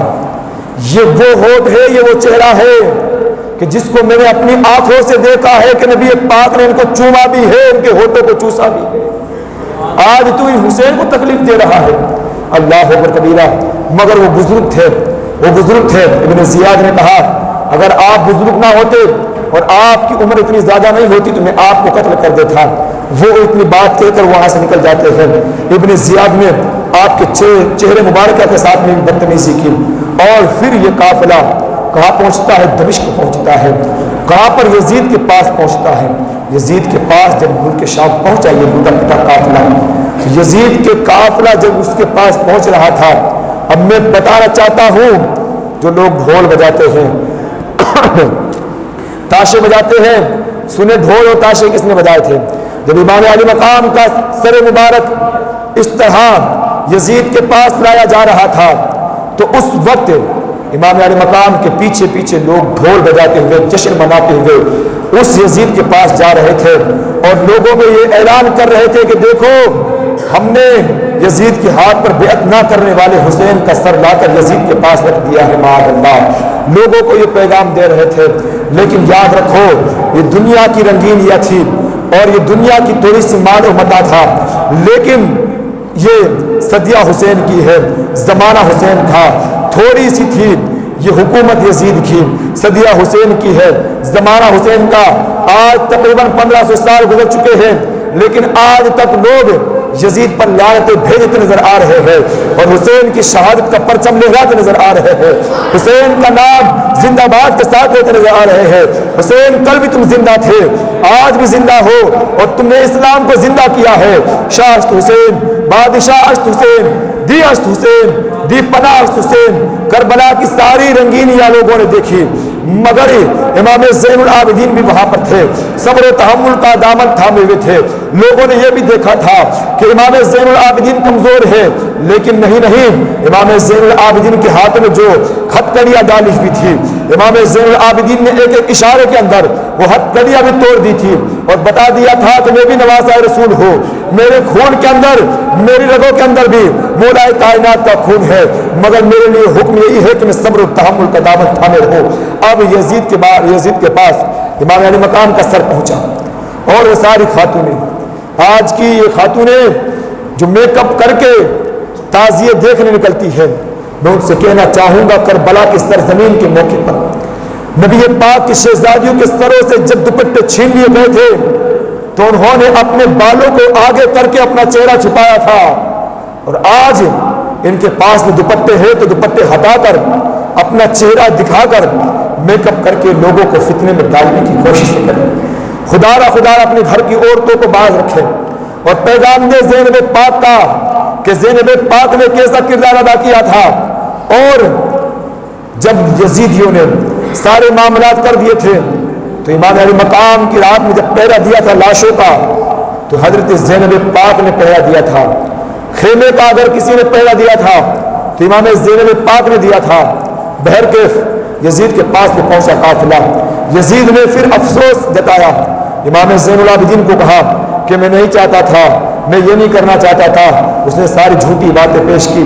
حضرت امام زین العابدین سنتے رہے، آپ نے کچھ بھی نہیں کہا۔ بالآخر یزید نے ایک صحابی رسول جو بشیر نام کے تھے اور کوفہ کے اندر سب سے پہلے تھے، جب امام مسلم وہاں پہنچے تھے اور امام مسلم کے ہاتھوں پر لوگوں نے بیعت کی تھی اور انہوں نے ان کے ساتھ میں ہمدردی کی تھی، اس لیے ابن زیاد نے ان کو ہٹا کر خود مسلط ہوا تھا۔ وہ آج یزید کے سامنے تھے، یزید جانتا تھا یہ اہل بیت اطہار کے خیر خواہ ہیں۔ اس صحابی رسول کے ساتھ لوگ 30 افراد کو لیا اور 30 افراد کو لینے کے بعد میں کہا یہ کربلا کا جو قافلہ ہے ان کو ان کے منزل مقصود تک پہنچا دیا جائے۔ اللہ اکبر کبیرہ، آپ سوچیں کہ جو قافلہ نبی پاک صلی اللہ کی بارگاہ میں پہنچ رہا تھا، مدینہ المنورہ کے اندر خبر پہنچ چکی تھی کہ اب یزید کے سامنے سے وہ قافلہ مدینہ المنورہ پہنچ رہا ہے۔ مدینے کے ایک گھر کے اندر ہنگامہ پڑتا تھا، ایک ایک گھر کے اندر سنگاتا تاری تھا۔ کیوں؟ اس لیے کہ وہاں پر یہ خبر مشہور ہو چکی تھی۔ اور یہ خبر مشہور کیسے ہوئی تھی؟ اس لیے کہ میرے آقا نے پہلے ہی خبر دیتی تھی اور حضرت جبرائیل علیہ السلام نے آ کر وہ شیشی دی تھی جس کے اندر کربلا کی سرزمین کی مٹی تھی، اور ام سلمہ سے کہا تھا کہ جب یہ مٹی خون سے تبدیل ہو جائے تو سمجھ لینا نواسہ رسول شہید ہو گیا ہے۔ ام سلمہ نے اس مٹی کو دیکھ کر پہچان لیا تھا کہ آج نبی پاک کا نواسہ شہید ہو چکا ہے۔ اس لیے پورے مدینہ المنورہ کے اندر یہ سارا شور مچ چکا تھا کہ نبی پاک کے شہزادے شہید ہو چکے ہیں۔ اب یہ لٹا پٹا قافلہ مدینہ المنورہ آ رہا ہے۔ اللہ اکبر کبیرہ، وہ زینب پاک، وہ شیر بانو، یہ گھر کی خاتون شرمسار ہوتی جا رہی تھی، اس لیے کہ ان کے پاس میں اوڑھنے کے لیے دوپٹے نہیں تھے، اور مدینہ المنورہ کے اندر ان کا مقام یہ تھا کہ ان کے چہرے سے دوپٹے نہیں عطا کرتے تھے، ان کے بالوں سے دوپٹے نہیں اترا کرتے تھے۔ اب یہ رات کے اندھیرے کے اندر مدینہ المنورہ میں یہ جب پہنچا قافلہ، سارے لوگ سب سے پہلے نبی پاک کی بارگاہ میں حاضر ہوئے۔ حاضر ہونے کے بعد میں سب سے پہلے امام زین العابدین نے عرض کیا، نانا حضور آپ کو نبی پاک صلی اللہ کی بارگاہ میں عرض کرتے ہیں، آپ کو ابا حضور نے سلام عرض کیا ہے اور آپ کی بارگاہ میں سلام پیش کیا ہے، اور یہ اتنا کہنا تھا کہ قبر کربلا کی سرزمین سے لے کر اب تک امام زین العابدین جو صبر و رضا کا پیکر بن کر اپنی زبان کو خاموش کیے ہوئے تھے، جیسے ہی نانا جان کی بارگاہ میں آئے اتنے پھوٹ پھوٹ کر روئے، اتنے پھوٹ پھوٹ کر روئے کہ جس کی انتہا نہ رہی۔ نانا جان کی قبر سے لپٹتے ہیں، روتے ہیں، سارے معاملات سناتے ہیں، فریادیں کرتے ہیں، اور اتنا روئے کہ امام زین العابدین اس کے بعد پوری زندگی ہنسے نہیں ہے، پوری زندگی رو کر گزاری ہے۔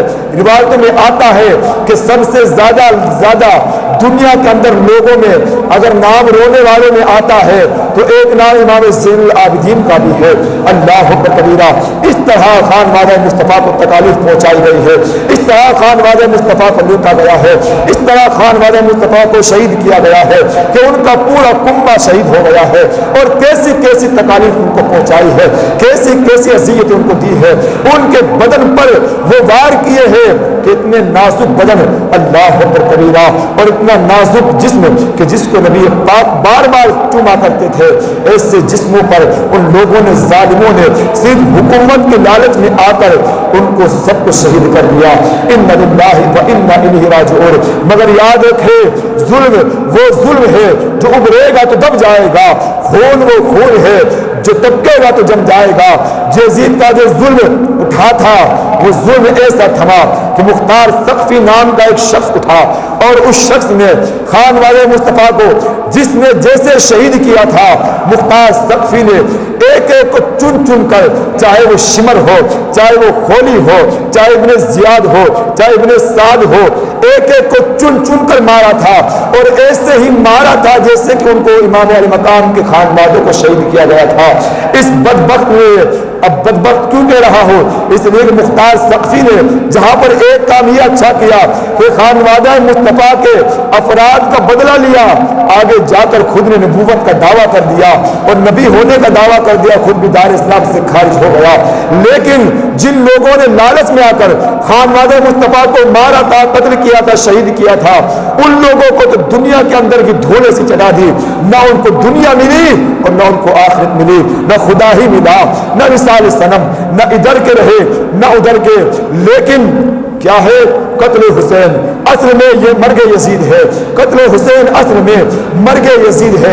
اسلام زندہ ہوتا ہے ہر کربلا کے بعد، اسلام زندہ ہوتا ہے ہر کربلا کے بعد۔ شاہ است حسین، بادشاہ است حسین، دی است حسین، دی پناہ است حسین، سرداد ناداد دست در دست یزید، حقاق بنائے لا الہ است حسین۔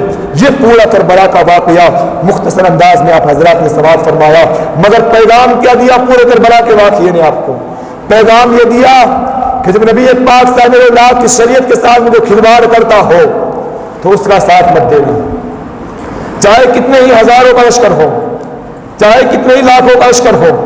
جب نبی پاک صلی اللہ علیہ وسلم کی شریعت کی محافظت کو نہیں کر پاتا ہے تو آپ کو اس کا ساتھ نہیں دینا ہے۔ اور نبی پاک صاحب اللہ کی شریعت کی بقا کی خاطر آپ کو خود کو بھی اٹھنا ہے، اور جو لوگ اٹھے ہوئے ہیں ان کا ساتھ بھی دینا ہے۔ امام علی مقام خود بھی اٹھے تھے، اور امام علی مقام کا ساتھ لوگوں نے دیا تھا اور بتا دیا تھا کہ حق کا ساتھ دینا یہ ہمارا اول ترین فریضہ ہے۔ اللہ کی بارگاہ میں دعا ہے کہ مولا تعالیٰ ہمیں ان تمام شہیدان کرب و بلا کا صدقہ عطا فرمائے، اور انہی کے نقش قدم پر چلنے کی توفیق و رفیق عطا فرمائے، اور انہوں نے جو اپنے خون سے اسلام کو سینچا ہے، اسلام کی آبیاری فرمائی ہے، اس کا صدقہ ہمیں بھی عطا فرمائے۔ ہماری رگوں کے اندر بھی شہادت کا جذبہ عطا فرمائے، ہماری رگوں کے اندر بھی اسلام کے نام پر اپنا تن من دھن آل اولاد قربان کرنے کا حوصلہ جذبہ عطا فرمائے، اور ان تمام تر نفوس قدسیہ کے فضائل اور مناقب سے ہم تمام کو حصہ عطا فرمائے۔ اللہ کی بارگاہ میں دعا ہے کہ مولا تعالیٰ پچھلے جمعہ سے لے کر اب تک کے جو بھی بیانات ہوئے، اس بیانات میں اگر کوئی ایسی موضوع روایت یا ایسا کوئی معاملہ یا ایسا کوئی واقعہ یا ایسی کوئی روایت جو خلاف شرع تھی یا پھر واقعے کے برخلاف تھی، اگر میری زبان سے سرزد ہوئی، اب حضرات کو گواہ بناتا ہوں اور توبہ کرتا ہوں، استغفر اللہ ربی من کل ذنب واتوب الیہ۔ اب حضرات میرے ساتھ مل کر پڑھیں لا الہ الا اللہ محمد رسول اللہ صلی اللہ تعالی علیہ وسلم، وآخر دعوانا الحمدللہ رب العالمین۔ السلام علیکم ورحمۃ اللہ وبرکاتہ۔ اب حضرات ایک دو منقبت پاک سے بات کریں، پھر اس کے بعد فاتحہ اور پھر صلاۃ و سلام۔